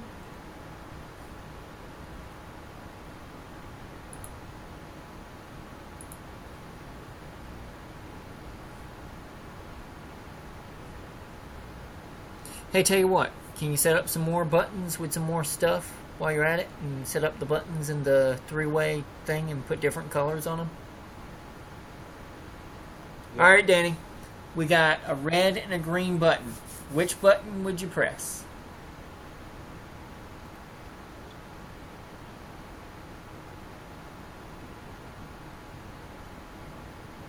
Ooh, do the fire extinguishers, when you drop them, would they make the whole foam thing? What happened? I said if you did a whole bunch of fire extinguishers, would they shoot fire extinguisher all over the place? Oh, I don't think so. That'd be awesome, though.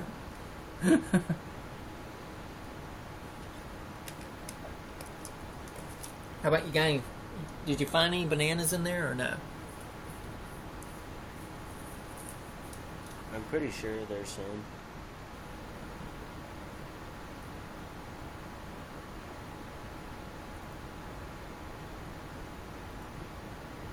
Oh, dude. Cars. You get the brand new car. 500 of them. Wait, what? Ah!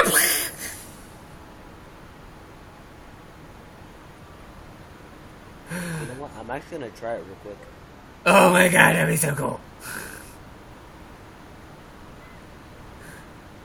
See, that's why I was saying, can you make like a room that's like really tall? Kind of like a missile silo? And then when you press the button, it's like...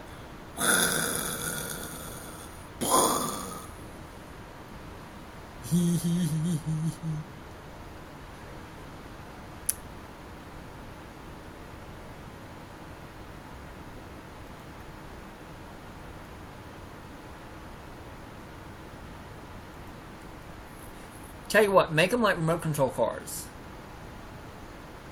What happened? Make them like a whole bunch of small ones. Can you do that or no?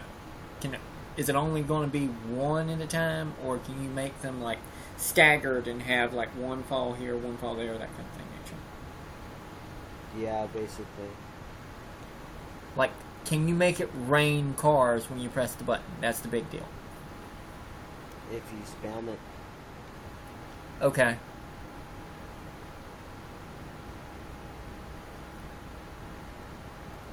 Can the button be set so that the button makes 10 appear at the same time?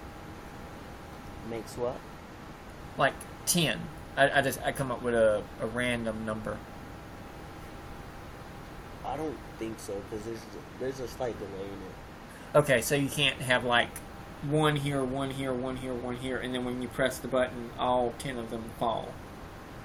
Yeah. Okay, so it doesn't do that. So it only does one at a time. Yeah. Alright, so the object is then we make them press the button a bunch of times. So you have to press it 10 times. So it's like 1, 2, 3, 4, 5, 6, 7, 8, 9, 10, and then you look up and like, ah! Yeah. Okay, that's good. Actually, that's not a bad idea. Ooh, maybe have some kind of like baffle so that they fall and they catch and they flip and stuff of that nature. So like a bar is here or something like that. So they'll hit one and maybe it will flip sideways and another one will hit it and it will flip that way and another one will hit it. You know what I was thinking? We could make a little ramp where they can just fall and then they just run off the ramp. That's what I'm talking about. Okay, so here's what I'm talking about. This game. Are you ready to hear it? Christopher Cario. Holy Grail of God. Let's see, who else? Did anybody else help anything, say anything, do anything? Just you, me, him. That would be it. So,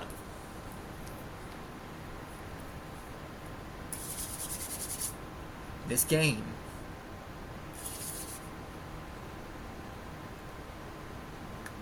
Christopher Cario, Danny T. Priest, aka Holy Grail Game, Grail of God 87, and Wayward 2 Productions presents hashtag Making Games Live dash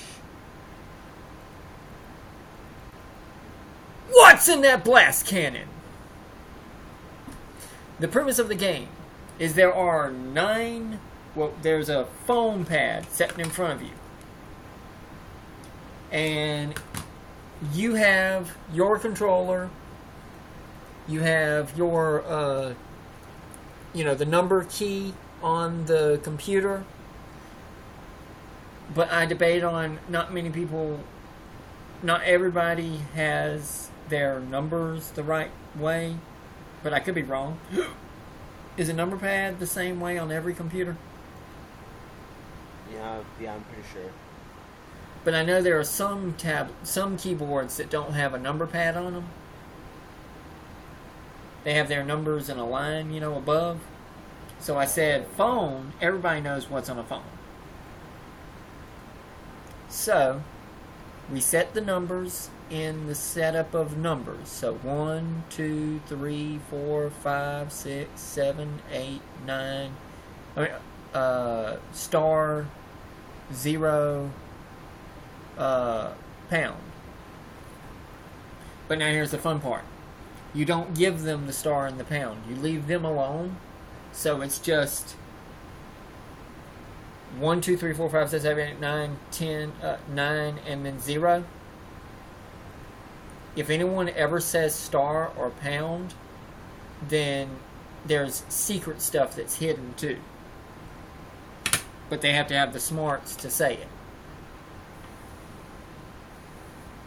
So we have like invisible buttons, if that's possible. I don't know. I don't think it is. Okay, okay.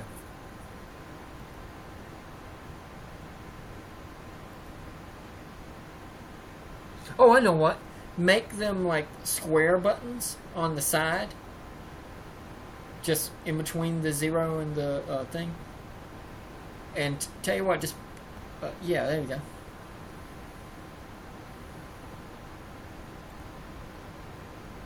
And just don't give them a name, just or a number or anything. Just put like just something there.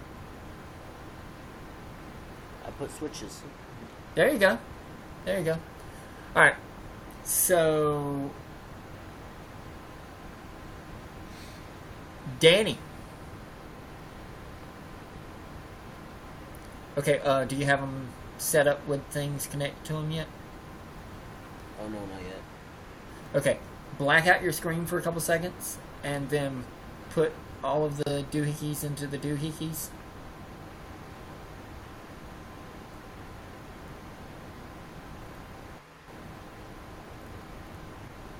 There you go. Alright, Danny, you still here? I know you said green for go, but he got it working where it's actually got a lot more stuff. So, like, Chris, whatever you want to put into those things, definitely one of them, the brand new car, but, you know, the remote control cars. Actually, I don't know, make them big as, like, maybe golf carts. That way, a whole bunch of them will be able to fall. Alright. Whatever you got, man. Hey, you're doing this, not me. Ooh, have you got playing cards or something like cards? Boxes. Bunches of boxes.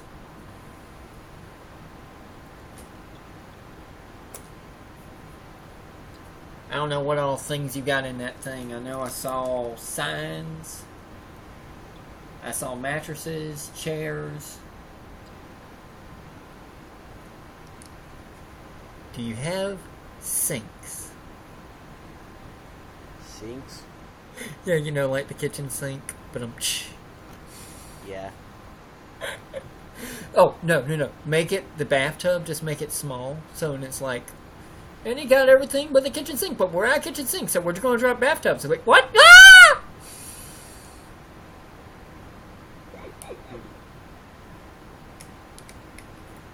Jars of peanut butter. That'd be awesome.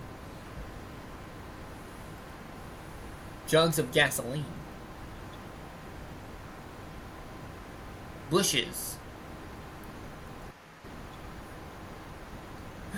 Give us the shrubbery! Not that much!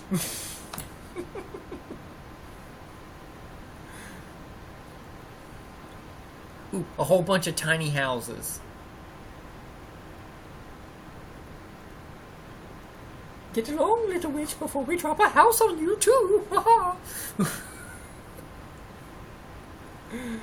But yeah, so I created this game for a group of friends of mine on a thing called Joker's Playhouse, a phone party line thing. Have you ever been on one of those things, Chris? No. It's like it's like, I don't even know how to explain it. I found out about them when I was living in Colombia.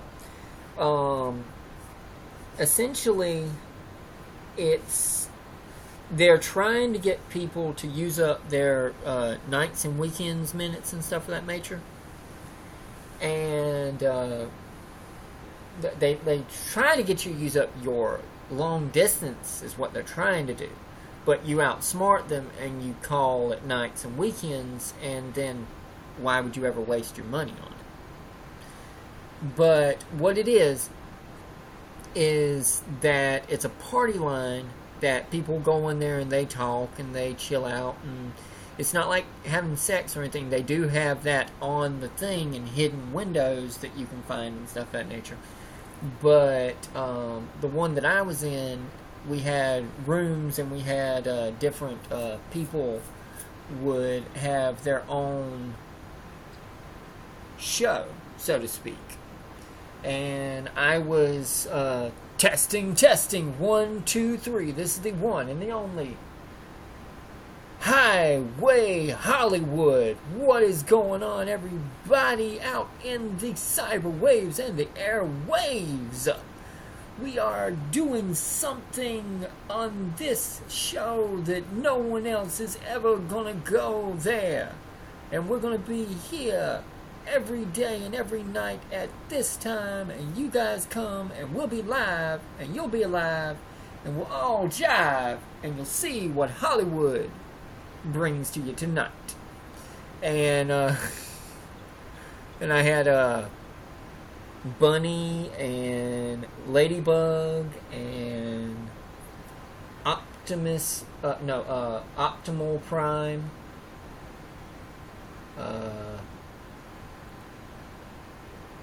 Joker would come in and check out the show every now and then. I was actually going to get paid to do it if I had kept my phone bill up, but then everything kind of fell apart when I got in that car accident. So, but they had like people that would get paid 5 cents for every hour that somebody would stay on the broadcast. And I had like 1,800 people in one room in silent mode at some times, and other times I said, everybody just turn on your mic and shout out at the same time, and we'll see if we can break these speakers. And it was pretty good. But one of the episodes we had was, what's in that blast cannon? Hi, what's going on, everybody? I'm your host, Highway Hollywood, and we're here to see what's in that blast cannon. And the only way we know how to do that is to set you in front of this cannon, give you a switch, and say, what's your last number? Because whatever button you press is going to impress whatever's in that blast cannon in your face. So the idea is that we would set you down in this chair, and I had sound effects and everything. It was awesome. And because I had like a sound board on my phone, and I would record different sounds, and then I would just like press the button, whatever it was that I had set up to the thing on the soundboard.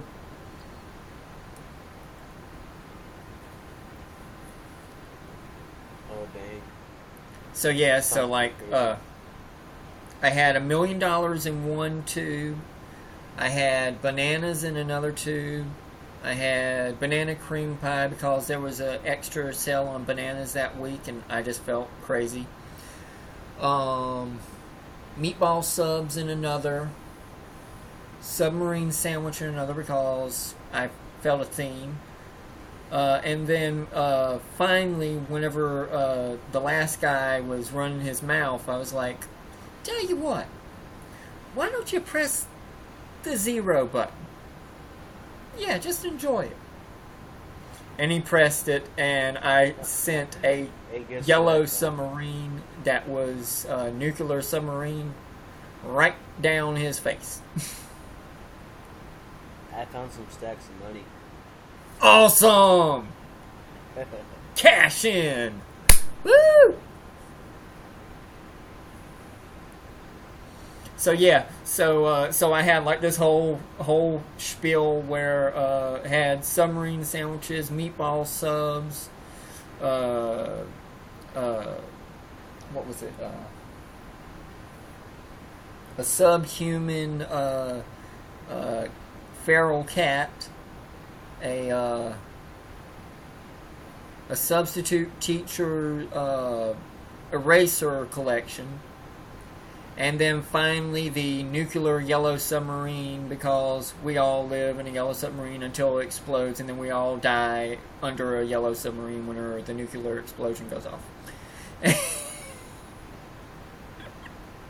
And I had all these sound effects like, Aruga, Aruga. I mean, it was like real stuff, you know? And so it's like, Aruga, Aruga. And then I had like the microphone, and I would bring it up close to it as it got close to it. And then whenever the explosion went off, I'm like, oh my god!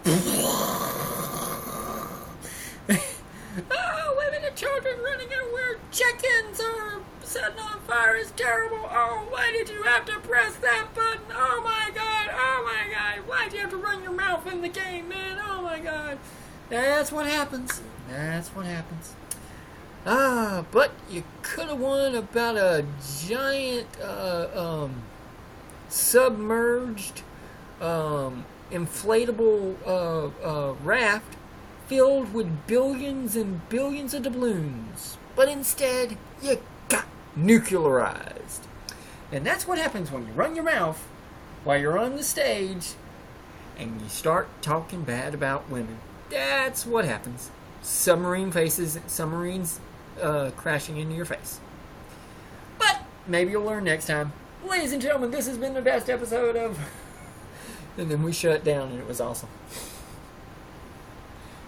I had 1,800 people in this room bouncing around, just crazy, laughing, yelling out stuff. It was awesome. That'd be awesome if I can actually find somebody from the Joker's playroom to come in and say, it's like, holy crap, Hollywood, is that you?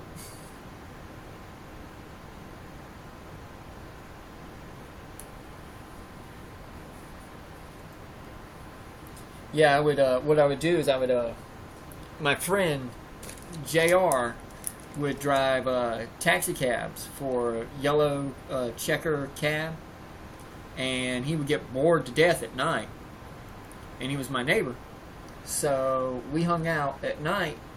He would drive, and I would be his assistant, and while he was driving, I would get people in the back to jump on the show and everything. It's like, alright, so we've got, so what's your name, dear?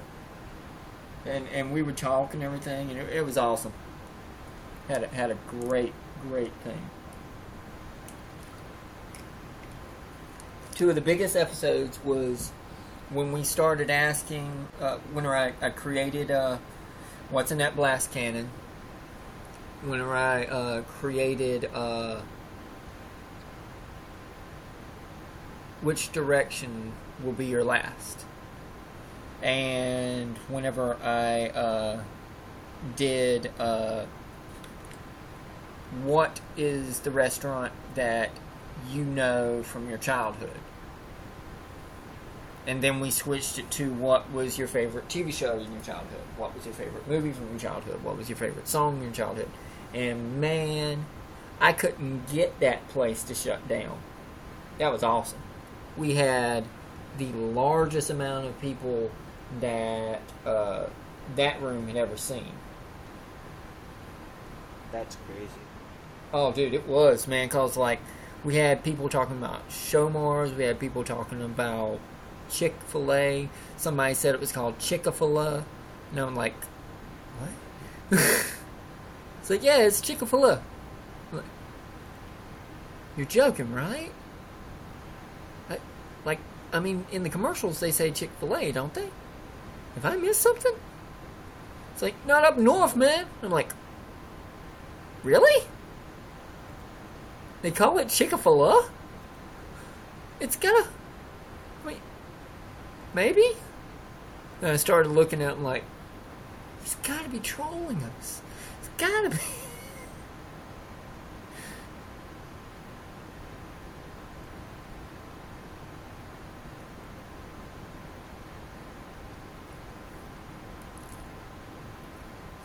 So did you go about building a bigger cannon silo, or did you just keep them set up in the same room? Oh, I kept them set up in the same room. If that's cool with you. Yeah. Cool. Def.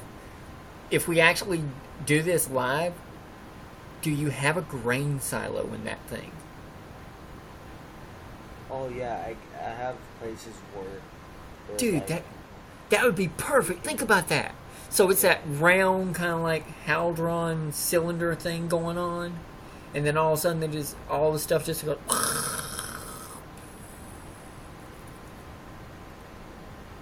Dude, that's gonna be awesome. You will get fans.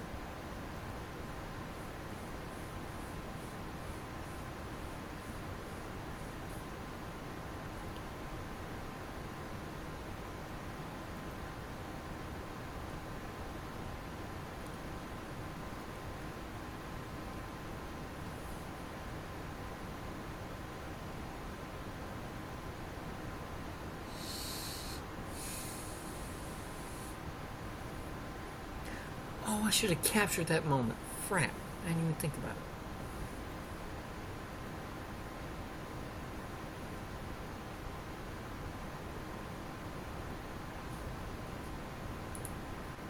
You know what?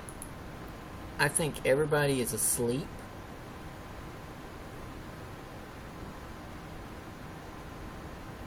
So do you work tomorrow, brother? No, I go to school though. You go to school? Okay. Cool. Yeah. Are you free around after 7 to 12ish? I should be. What's your normal time that you get online? Normal time. I would say about like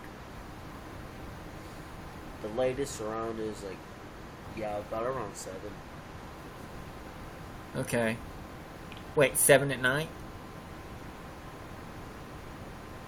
Yeah. Wait, did I catch you waking up or did I catch you going to sleep? Honestly, I was about to go to sleep, but it's all good. I mean, I have time. I mean, I really don't matter. Okay. Well, I appreciate it, man. But yeah, man, I'm not even kidding you. If we get a whole bunch of fans, we get a whole bunch of stuff, I will send you some money over this. Like, I'm not even joking. Like, I'm the maker of a... Hold on.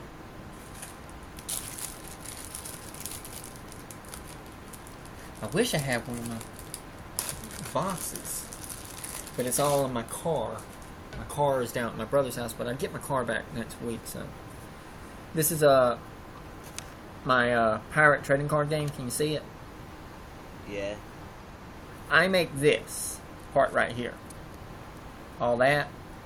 And that top thing right there. Everything else, all that pretty stuff, that's the guy that made Captain Morgan. In fact, Captain Morgan's actually in the game. But I don't have that card with me right now because this is the one that I had left over out of the stuff. I've got to order some more from the warehouse. Anyways, but yeah, it's a pirate trading card game. Wait, there we go. It's a pirate trading card game, unlike anything that's out there. And it's the 4 times success on Kickstarter. Awesome. And I currently have a... your own Kickstarter page? Had. We're working on... I have a Patreon page now. Wayward T Productions. I may change it to hashtag Making Games Live. I'm thinking about it. Company is called Wayward T Productions. Oh, nice. But hashtag Making Games Live.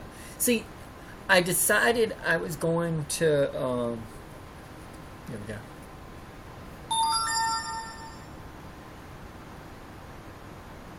But yeah, this is a system that no one else has, because I created this when I was a kid, and it uses poker cards, so, and I own the rights to the system and everything.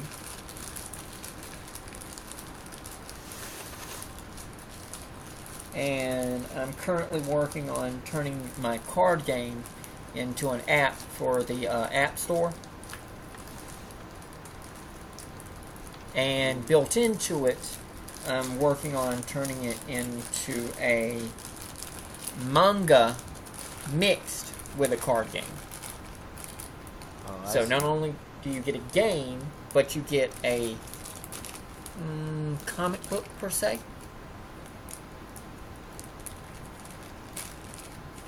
And my mission is that I'm going to turn this into an anime someday.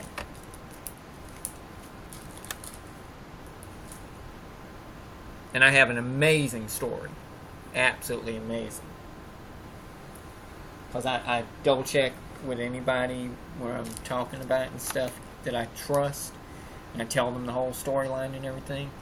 And most of the time they're like, where do you come up with these ideas?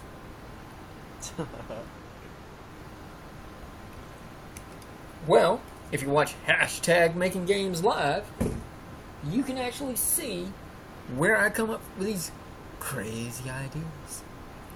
Because literally, we sit here and we make some... Dude, you have not seen my episodes, so let me give you a rundown of the games that we have while you're working on that. We have a game that we made on the first episode, in which me and my boy Dynamo Monsters, aka Jesse Fernandez, the maker of Dynamo Monsters, a brand new card game that is going to blow the ever-loving socks off of the games that are currently out right now. Literally, because he has written worlds. Not just like little things, not just little card sections. No, he's written entire books and worlds of characters that he has literally written somewhere around 1,000 cards. And each one of them is in a class of its own. So literally, you have 1,000 different moving pieces and puzzle parts that can come at you at any point in time. I don't even have that. Like, I was like, what?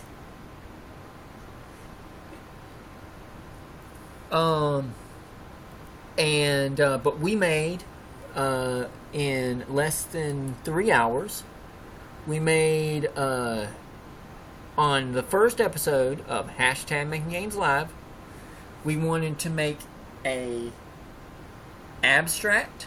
Well, first thing we were going to make was we were going to make a puzzle game. That was our first thing we were going to do. Or was it art? I gotta remember. If you watch the episode, it's called #MakingGamesLive, Mountains Out of Molehill. In the episode, literally, you get to watch as we create everything. Like, I don't know what the episode's going to be called until after we're finished, and then I make the name of the episode. But I have a theme at the beginning of the episode, which that night was, I believe the theme was puzzle game. Because my friend wanted to see something like Tetris of some form or fashion. And I said, okay, alright. So, puzzle games. Let's define the sentence here. Let's define our parameters here. A puzzle game is something that is got parts that you put together, parts that you have to figure out where they go to fit, connections of timing, connections of colors, connections of sliding of physics and dynamics, and sometimes it can be life, and sometimes it can be life and death, sometimes it can be simple, sometimes it can be whatever. Okay? So then we said, he said that we should have where you can choose characters, like one of his RPGs. And he said, okay, so we can play a police officer, we can play a surgeon, we can play a ambulance driver, we can play a taxi cab driver, we can play a lawyer, we can play a teacher, we can play a mayor, we can play a police officer, we can play a fireman, we can play a art curator, we can play an archaeologist, we can play a librarian, we can play a kid, we can play a carpenter. And the only thing I got out of that the first two things that hit my head was artist, archaeologist, and museum curator. I took all three of those things and I said, dude, we are going to make this not an not an abstract puzzle game. This is going to be an abstract art puzzle game. That is in the mix. That is what we're going to make. And then I said, okay, so now we've got what we're going to do. Now we need a setting. And I waited for everybody to say something. Everybody was like, I don't know nothing about making games. I don't got make a game. I don't got a game. What you talking about making a game? I can make a game. Got a bunch of money to make a game. You gotta be smart to make a game. Can't just do that and make a game. I don't make a game. I don't know about no game, man. I don't know. Like, you're killing me over here. And then finally, I said, okay, so no one else is saying anything. The first thing popped in my head when I said a setting, I haven't seen mountains done really good. I saw it done okay in Firewatch, but I was wanting so much more from it, and they kind of phoned it in. Like, there are mountains there, and you do climb 3 mountains. In the whole game, you climb 3 mountains. What the heck? Only 3? I'm like, and I think you climb the same mountain at one point in time. I think that's why you climb 3 mountains. I think you get lost and you climb the same mountain. If I'm playing it in my head right, I watched Jacksepticeye play it, and I watched Critical. I think he played it. Can't remember. And I think Stacy played it once. Anyways, but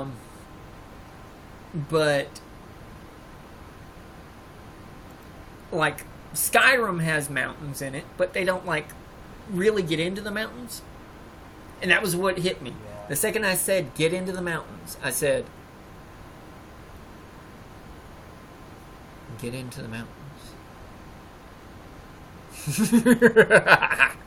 Yes, I have an idea. But I didn't say anything. I just kind of like just evil grin got on my face, and I'm just like, I already know where this is going. Oh, this game is going to be epic, literally. And then I said, all right, guys. So, what else are we going to do? What are we going to head into this thing? And nobody said anything. Nobody said anything. Nobody said anything. Nobody said anything. I'm like, really? Come on, man. So, 2 hours passed. 3 hours have now passed altogether. And I said, alright, that's it. I'm calling it. Ladies and gentlemen, it is time to hear Wayward Traveler's take on the situation. Wait. Wayward. What was my thing then? Oh, that was it. Wayward Traveler's Way I See This Game. So, in this game, we have Our mission is to be an abstract puzzle game. Our mission is to be an abstract art puzzle game. We have a archaeologist, we have a curator, we have a museum. That was what we said to begin with. I'm putting them all together. Here is the story. Our game starts. We have a abstract art museum archaeologist. He goes around the world and seeks out abstract art to put into his abstract art museum. Okay? Uh-huh. As he goes around looking at all these different arts and all these different places, and he's a, slightly an archaeologist, that kind of thing nature, but he mostly, but he starts having these weird dreams. And he can't understand what it is. And why, oh why, is he imagining and dreaming of a mole? And not just any mole, but a silver-nosed mole. And they just keep, every dream he has is about a silver-nosed mole coming into his life. A silver-nosed mole driving a car. Silver-nosed mole flying in a airplane. Silver-nosed mole in a box. Silver-nosed mole in an art piece. Silver-nosed mole as a lady in a pretty dress, as she turns around with her hair flowing in the air. She turns around and there's a mole face. Like, what the hell, man? So he's like, why? What the hell? I have never seen a mole, much less a silver-nosed mole in my entire life. The only way I even know it's a mole is because I had to look it up online. And also some character in his dream said something about being a mole. Anyways, so he goes and he starts looking online to find out what the hell does that mean. He can't find anything of any kind of real worth. Then somebody says, you know what you need to do? You need to go and find a mole and bring it home and look at it.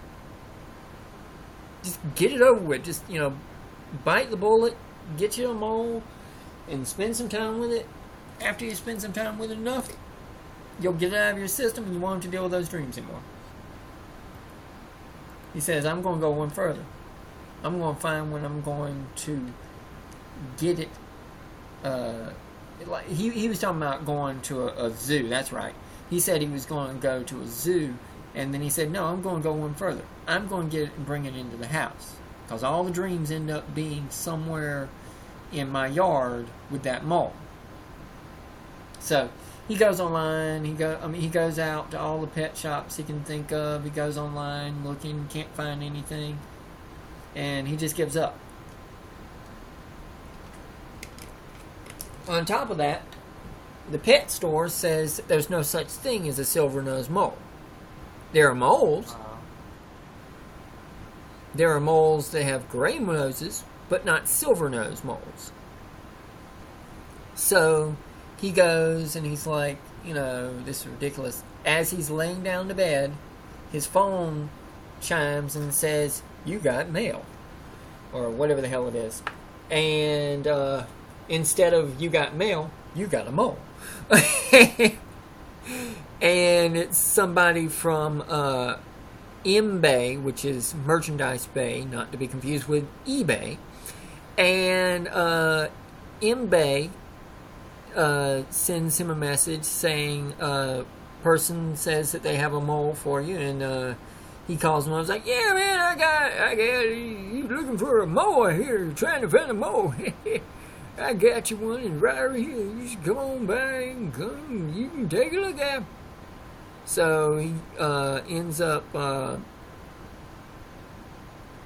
coming down and come find out this guy is a good old boy from Carolinas. And he got himself a barn, and he got himself a mower. So, tell you what, you like that mower? You take that mower home. You just take him on home. He's a special mower now. 'Cause you'll find out. But he's yours. You just take care of him. Here's all the food. Here's a cage. You can do your own water. You can get your own water. But you enjoy that mower, man. You enjoy it. Tell you. He's special. So, guy goes home. He's got the mole inside the cage. You know, like a cat cage type deal thing. He goes into the bedroom. You see, like, Doom, first person POV type thing.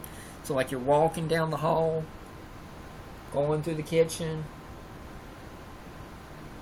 going to the bedroom. You see yourself in the mirror looking at the thing. And just as you go to lay the cage on your bed, the instant it hits the bed, you turn from the mole, you look dead at the pillow in front on the bed, and you fall face forward right into the pillow. As your eyes come to the pillow, the instant that it hits here, wait, where am I at? There I am, right here. It breaks open like a dream sequence type deal thing. So it goes, and all of a sudden, out of nowhere,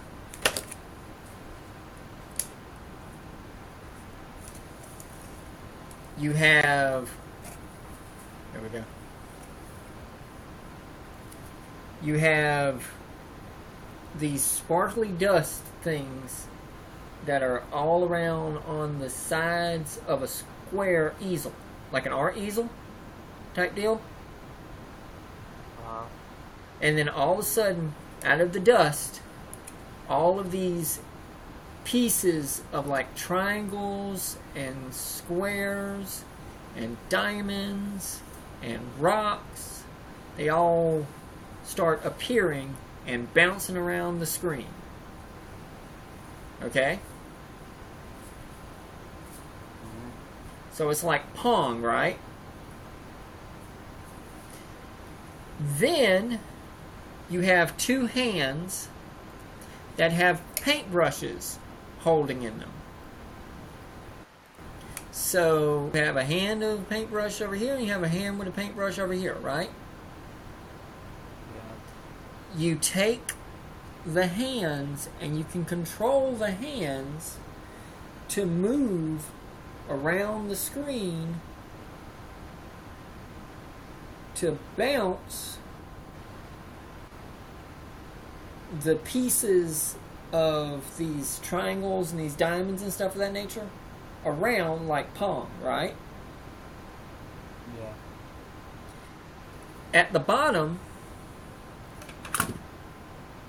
there is an easel panel.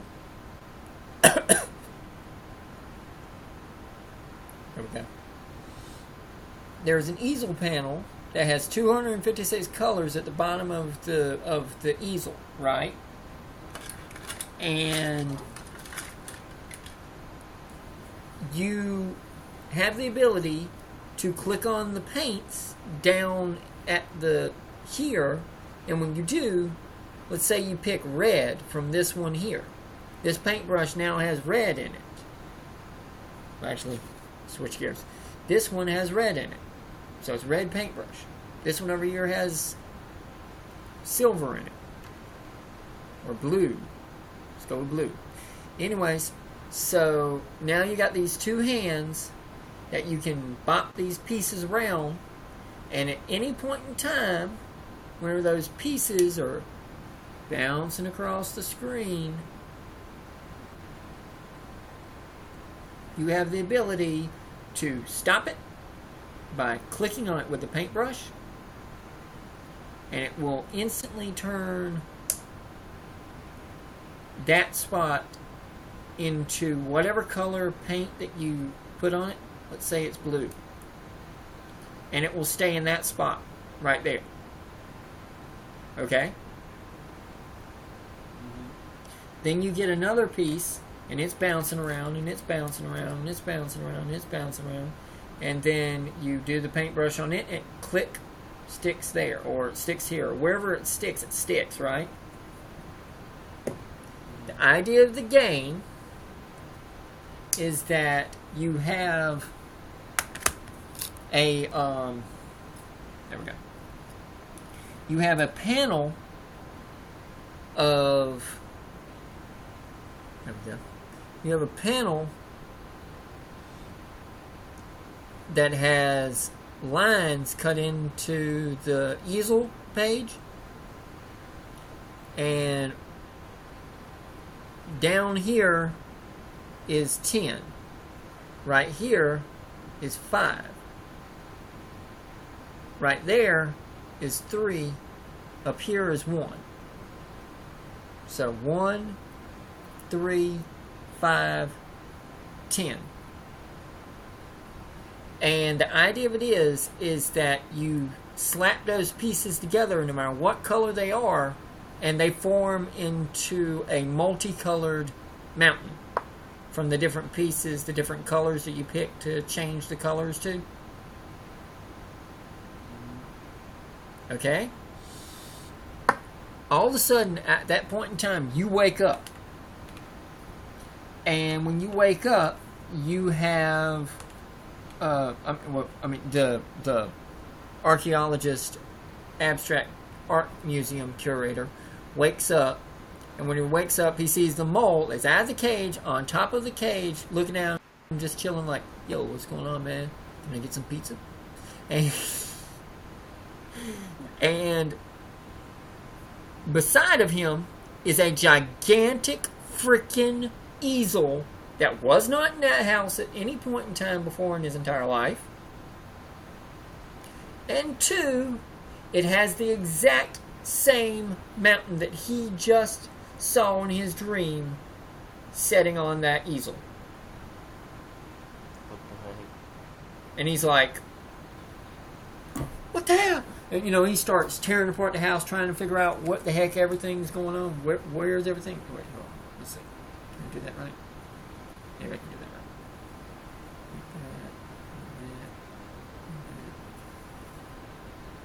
Come on. Work with me. There it goes. There we go. So he has a mountain that is made out of essentially light that he's been put together.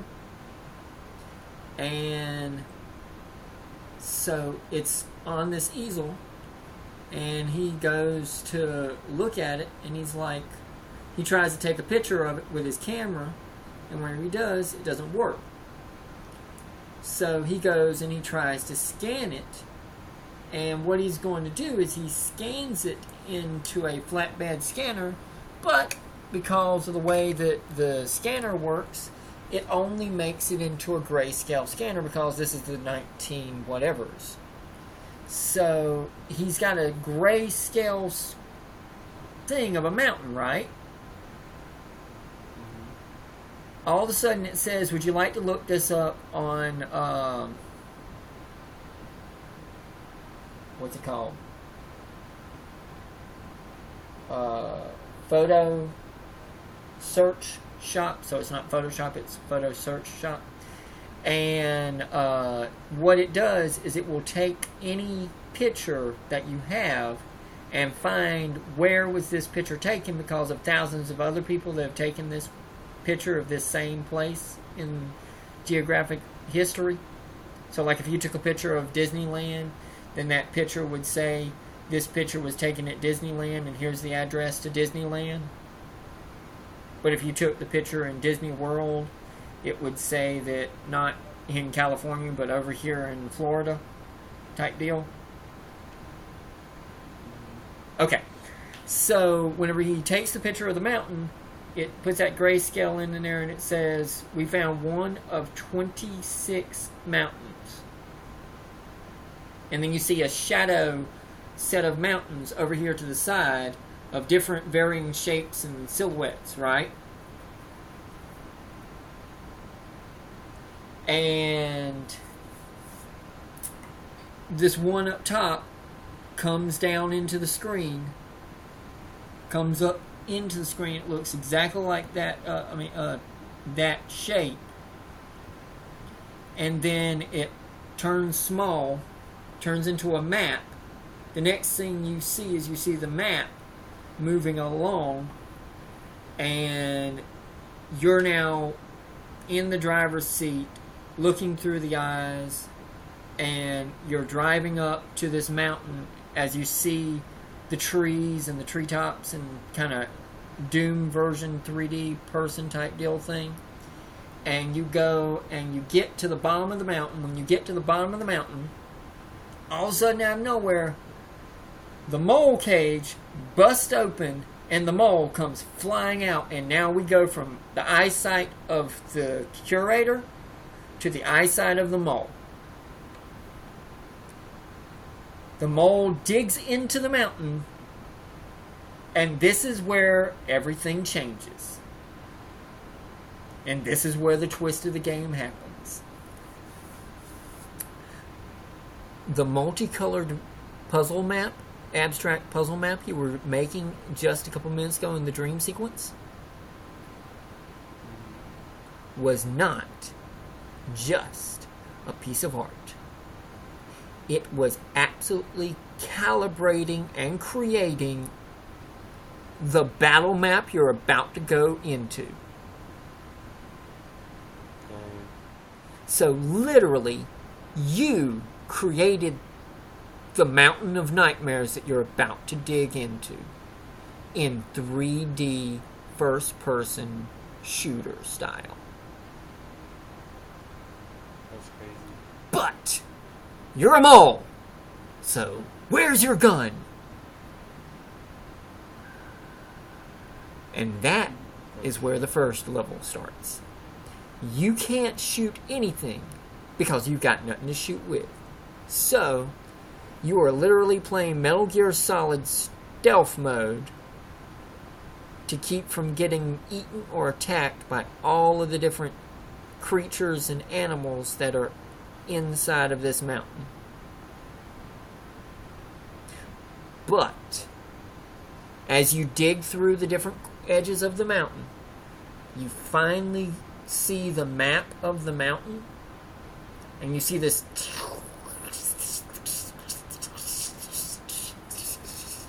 hold on, there we go, electricity going on up top, and this just something is up there. So you go and you climb up to the top, and when you get up to the top, it turns out to be a silver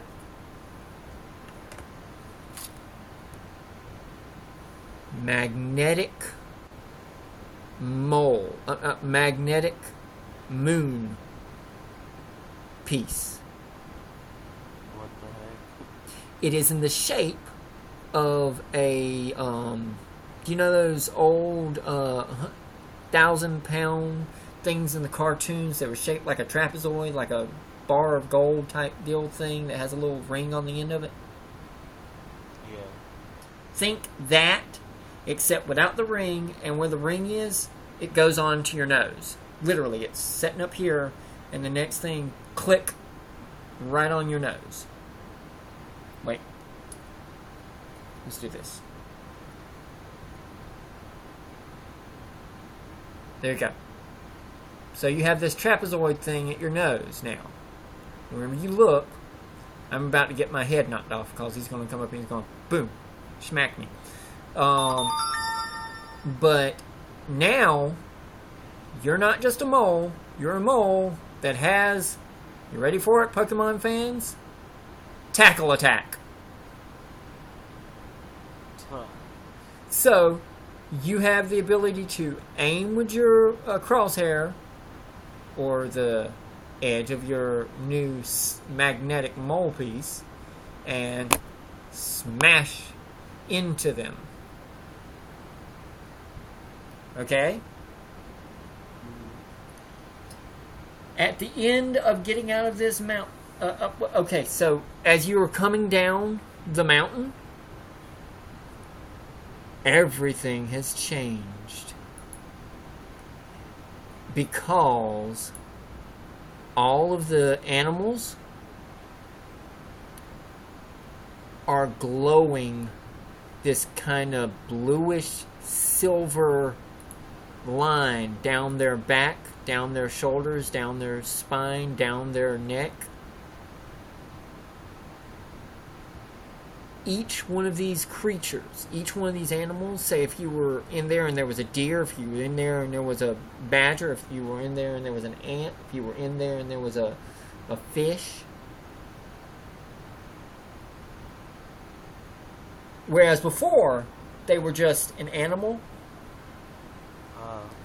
Now, they are a silver line that's glowing down their back and kind of like what looks kind of like tendril type things and slime coming off of it.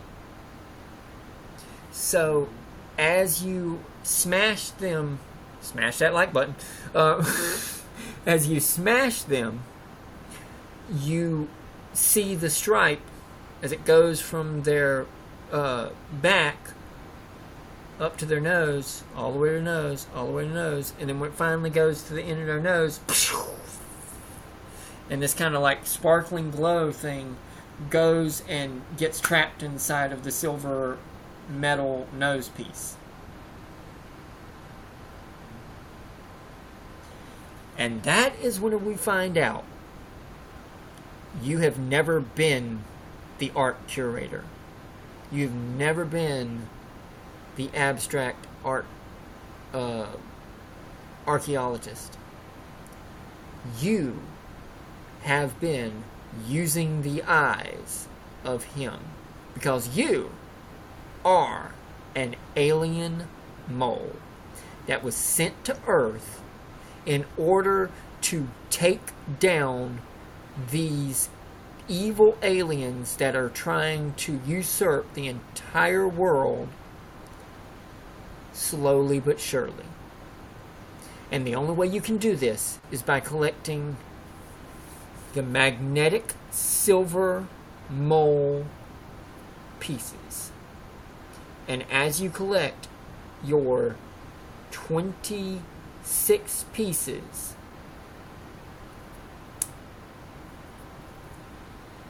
that's whenever the real game starts. And that is the mystery of the mole of Mosaic Mountain.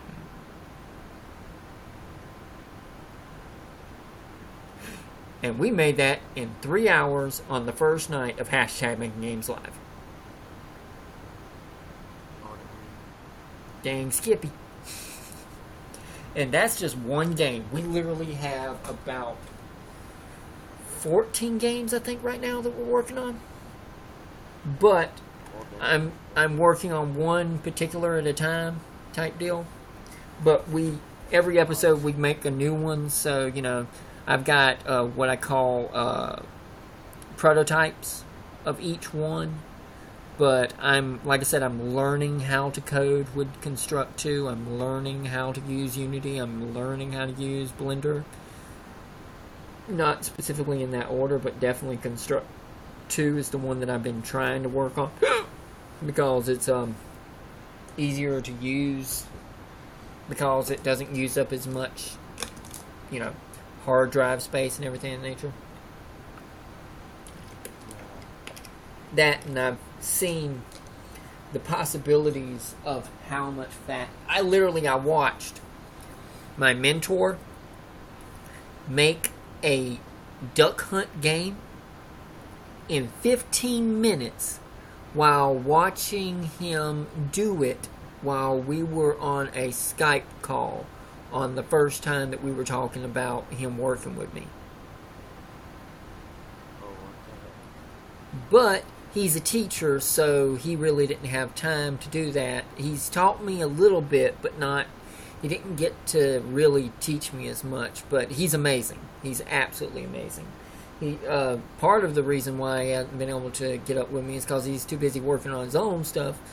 Because he made a thing called Riot or Raid. I can't remember which one it is. And what it is he's a computer game designing teacher at Microsoft at Florida International. And there was a large amount of people that were playing League of Legends, and he created an algorithm that could watch you playing the game and watch thousands of other people playing the game and put you into a ranking and then place you with somebody that was your counterpart. That he could do it one of two ways. It could be putting you with somebody that's right on top and right connected to you, or he could, which is what he did, he took players that were not proficient but were good at certain things with people that were amazing and could handle being, shackled up to somebody that didn't know how to play the game, and therefore making it a more fun game because everybody could join in, but not be, nobody was left behind, so to speak, So and he ended up thinking he was just going to just get like a couple of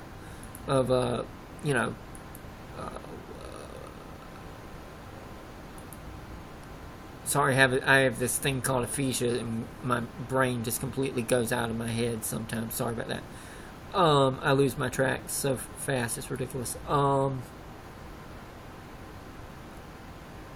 He had such a response that he blew their servers. Because there were that many people trying to get onto it, because it was, something that they haven't had, and it just blew the socks. And he got, I think he said he had somewhere around 2,000 followers on the first night, not even the first full day, 24 hours hadn't even passed. And I was like, how's that even possible? Where I released it at the school at a specific game that we were doing there. And I was like, oh, see, that's genius.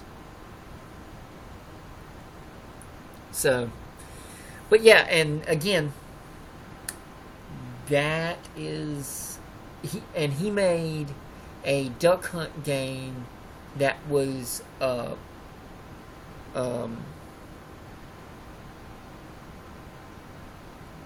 garden gnomes.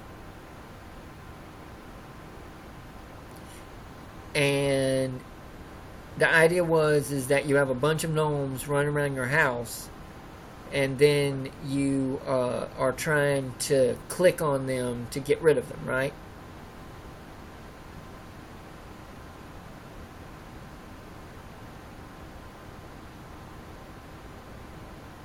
Chris, you going to bed? What happened? Did you go to bed? Oh, okay.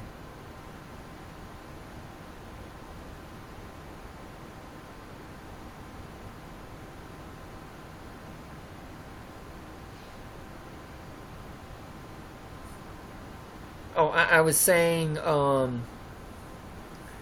was I saying? Oh, I hate aphasia so much. What was I saying? I said,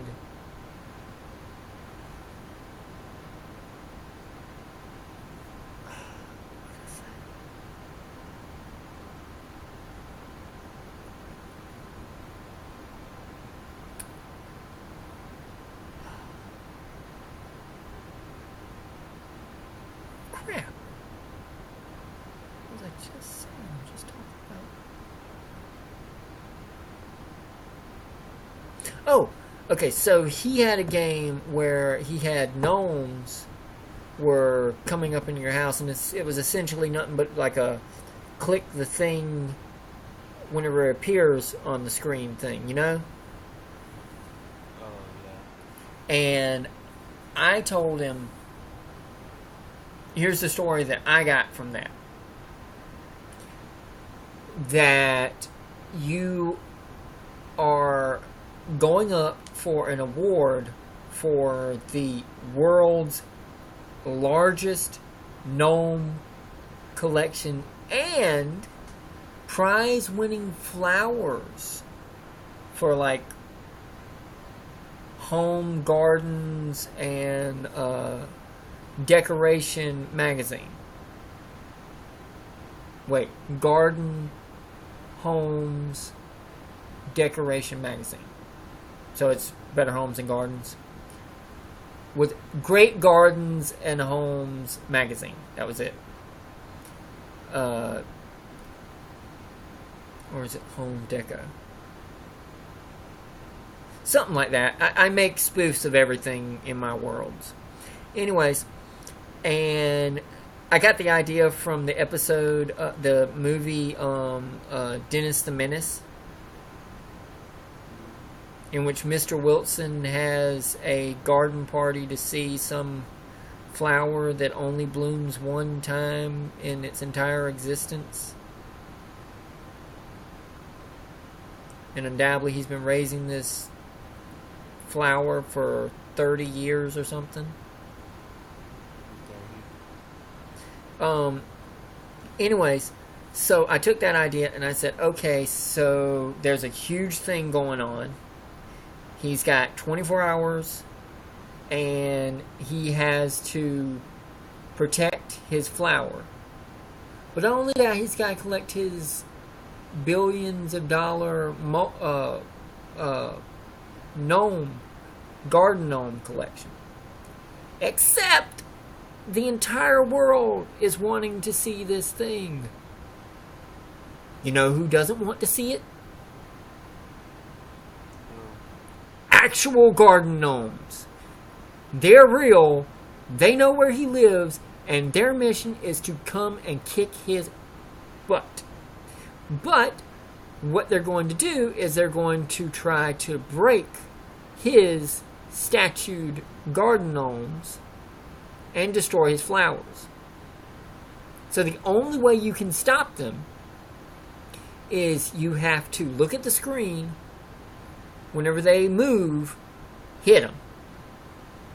Because if you hit them and they don't move, you just broke one of your 10 million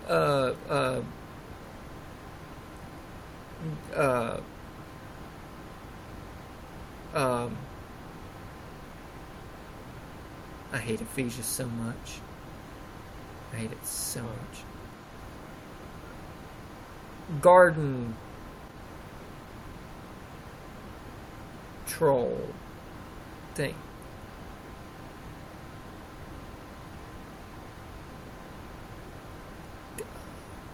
Not a smurf.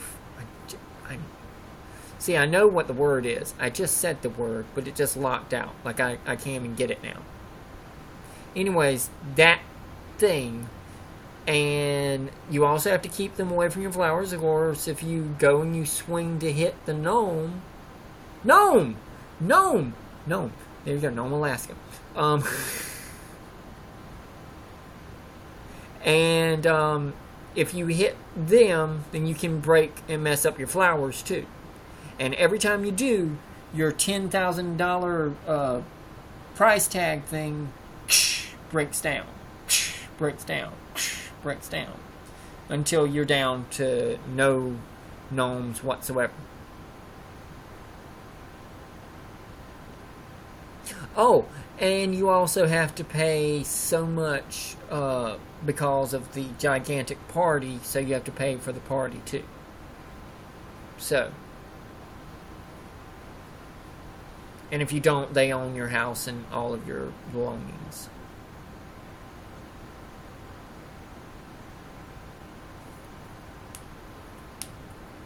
And literally in 15 minutes, he pressed the button on Construct 2 to release it into the ability to put it onto Windows Phone Store, and in less than 5 minutes later, it was on the Windows Phone Store. That's crazy.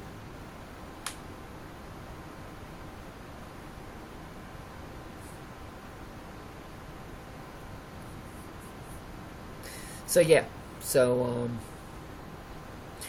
Chris, can you before tomorrow do that with the silo and set up like bananas and pizzas and whatever the hell else? Definitely put some money in there, and definitely put some food in there, and definitely put something that you wouldn't believe would fall on you down there.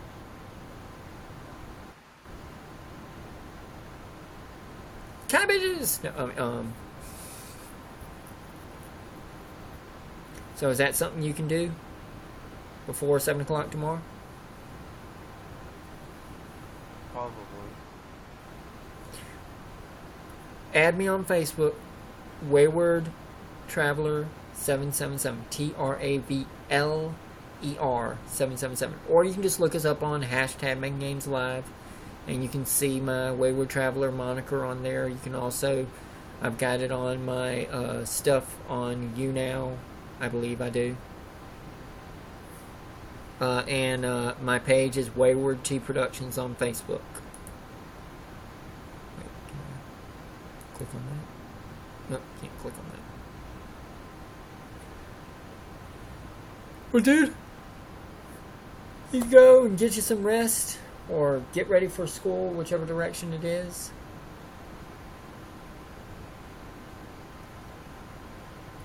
Well, alright, dude. I'll catch you up later then. Chris, thank you so much for this. And again, like I said, you will definitely be seeing me again. And we get enough people and they start liking it, I'll send you some money. Alright, thanks, dude. Def, man. Catch you on the flip side, brother. Alright, see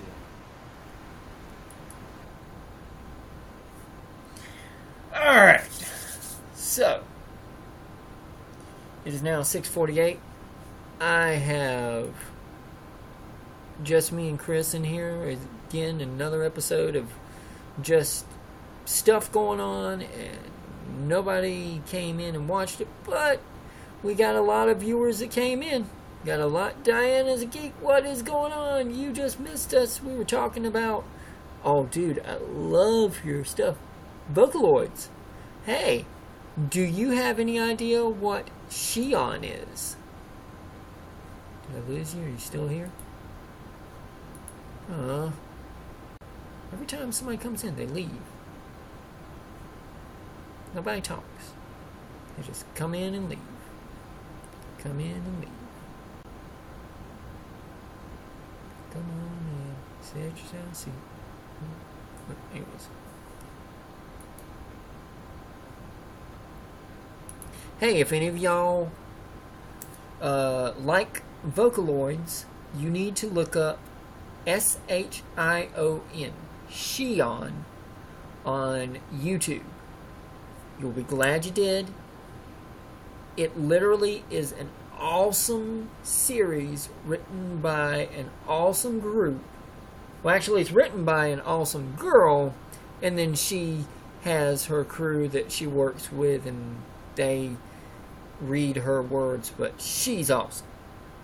Like, anybody that can write like this, I want to know, but she won't give me a chance to talk to her like that, I guess. Anyways, but y'all go check it out. It's called Shion. It literally is where Miku Hatsume came from. So, if you haven't checked it out, definitely look it up. Shion on YouTube. Look it up. You will love it. You will so say, and when you do, and you like it, I want you to come on to #MakeGamesLive and say, hey, that show is awesome.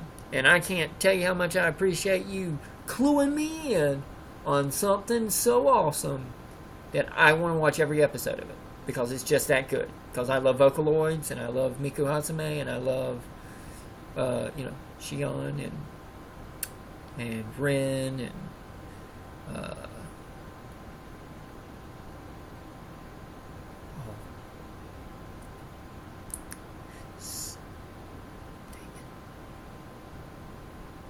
I know their names.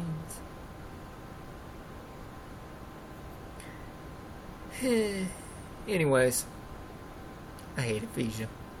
Always remember that's I'm gonna put that on a shirt. I hate Aphasia.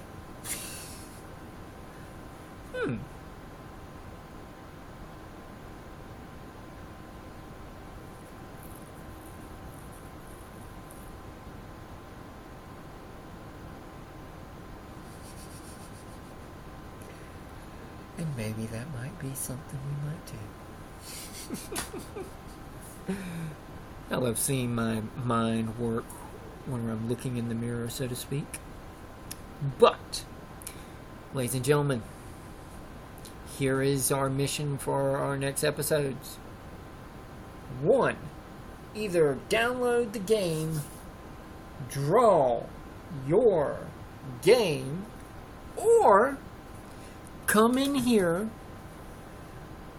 with a piece of white paper with a red marker, a green marker,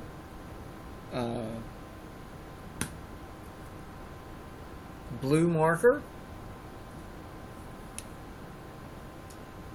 a red, and a black marker. So red, blue, green, black, and a piece of paper. 5 items. This is like Sucker Punch. And if you don't know what that is, look it up. You will love it. I actually, you know what? We might do one of my games that I have on Facebook. Oh, that might be awesome. Finally get that thing looking good. Okay, so you find a blue marker, black marker, red marker, green marker, and a piece of paper. Or you can go on to Paintbrush or GIMP or Photoshop or your phone app that you have the ability to draw on. And what you have to do is you have to draw a thick line, so to speak,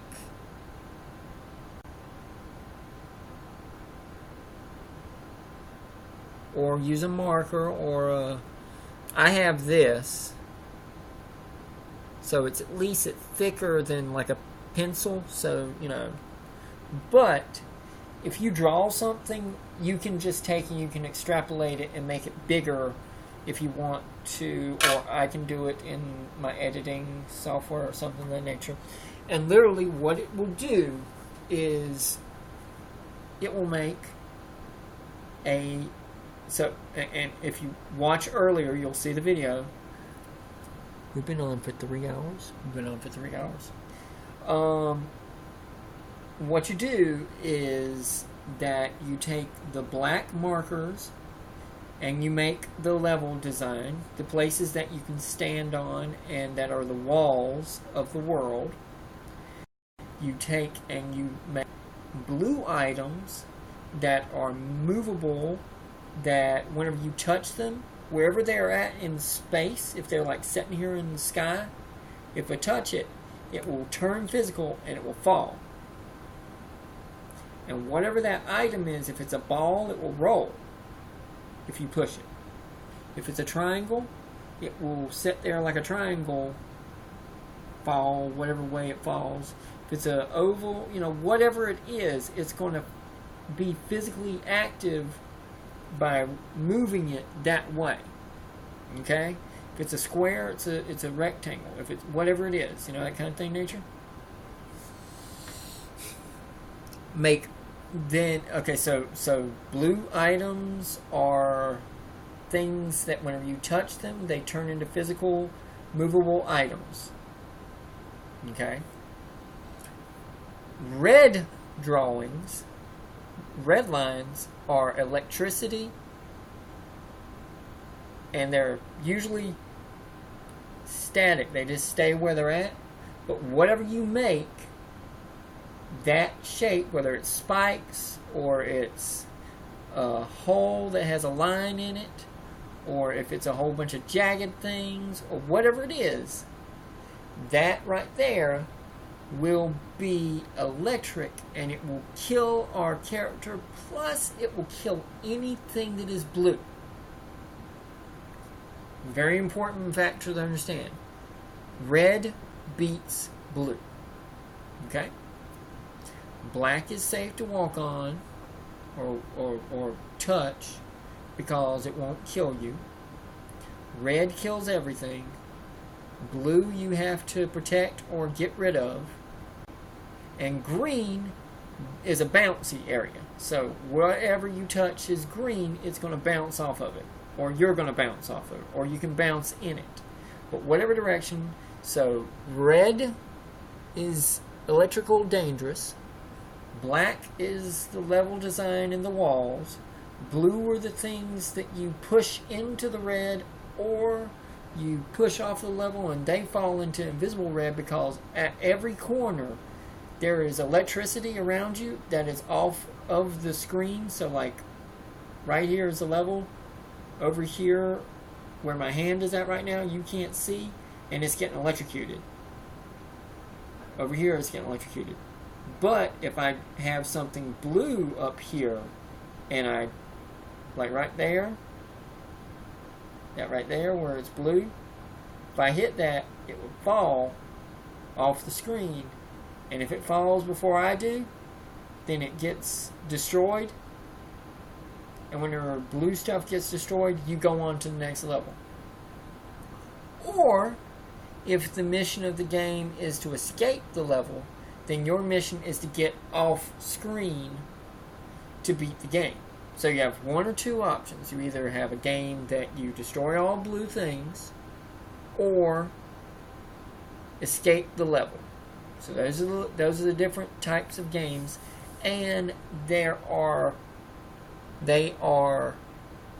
like, what's that word called?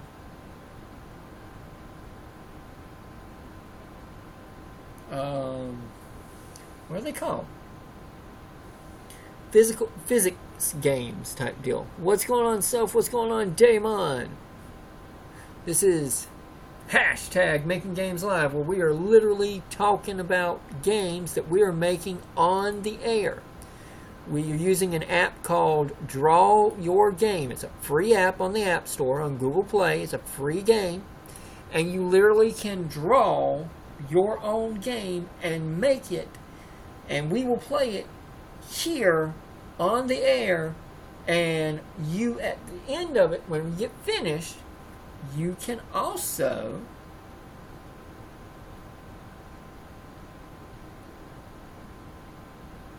take a picture of it yourself, and you too, where's the button? Do I stick on the machine? Hello? What is with this? What the hell? Thank you, appreciate it, Soph. Trying to get to work, but it's not working. There we go. Okay. You see that right there? It's that joystick thing right there. There we go. Can you see it? That right there is the game. It's a free game. And you, yourself, can make a game and put it out into the rest of the world so that others can play it on the world market. Is that not awesome? You literally can make a game with us live on an episode of Hashtag Making Games Live, let everybody see it, and then they will be able to share it with their family and their friends and people in Kuala Lumpur and Swallogovenia and Australia and Russia and any place that has Google Play on their phone for free. And you could literally put your name and your game to the entire world. How freaking cool is that?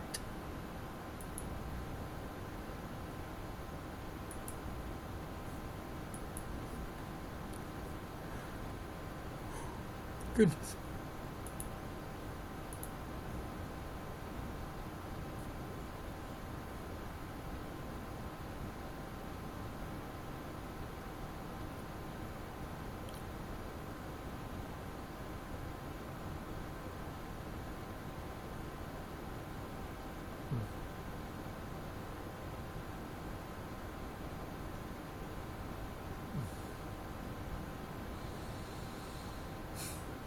Okay, so, and what we will do is that you come in here with your drawings, you come in here with your markers and your paper, or you take your paintbrush on your computer or your touchscreen phonies or your tableties or whatever the blibbity blib you got you want to do some drawing on. Draw the levels how I showed you in the thing, or download the game and do it yourself. And we will share them live here on our next episodes of #MakeGames Live. And if we're lucky, Christopher Cario will have hooked us up with the first electronic version of What's in That Blast Cannon! Woo! So, ladies and gentlemen, I want you to come back. I want you to tell your friends. I want you to be one of our... That's right, we have literally, at this point in time, we have currently 10,141 views. Let me click refresh and see what it changes to.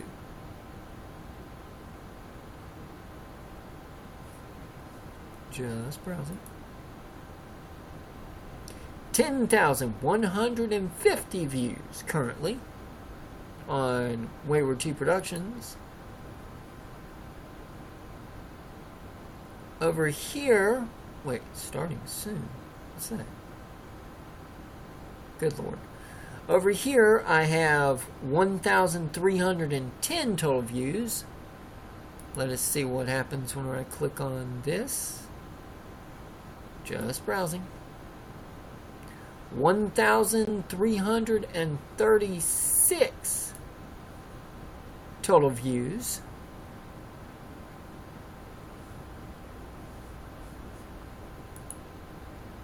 Then over here, I did all this last night. Because last night we had gotten up to the, that huge number. So I had done my thank you last night. So even though I love doing a thank you, but let's have a little more of a time frame in between of it, right? But I guess I do need to say something about it every so often, just to thank the crew that has come in and the viewers that have come in and checked us out and everything of that nature. But check out all the links. Wayward T Productions on Facebook, on YouTube, Wayward Traveler 7 on Twitter. We now have on every single search engine. I have even checked us out on Bing. Friggin' yeah. And maybe in a little bit, I have us on Microsoft Edge. I'm still working on that one. We'll see how that thing works. I still haven't figured out how to get that thing to work yet. I might just type in the word. That might work. Anyways, we're But we are currently on Twitter search engine. We're on Facebook search engine. We're on YouTube search engine. We're on YouNow search engine. We are on Google search. We are on Yahoo search. We are on Bing search.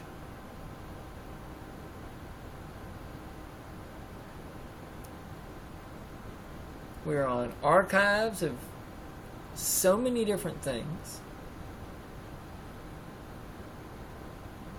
You know, honestly, I've only searched on those things, so I have no idea. So, ladies and gentlemen, thank you so much for coming in. Thank you so much for being a part of the crew. Thank you so much for being you. And thank you so much for making games live. Ladies and gentlemen, radiate love. Jesus loves you.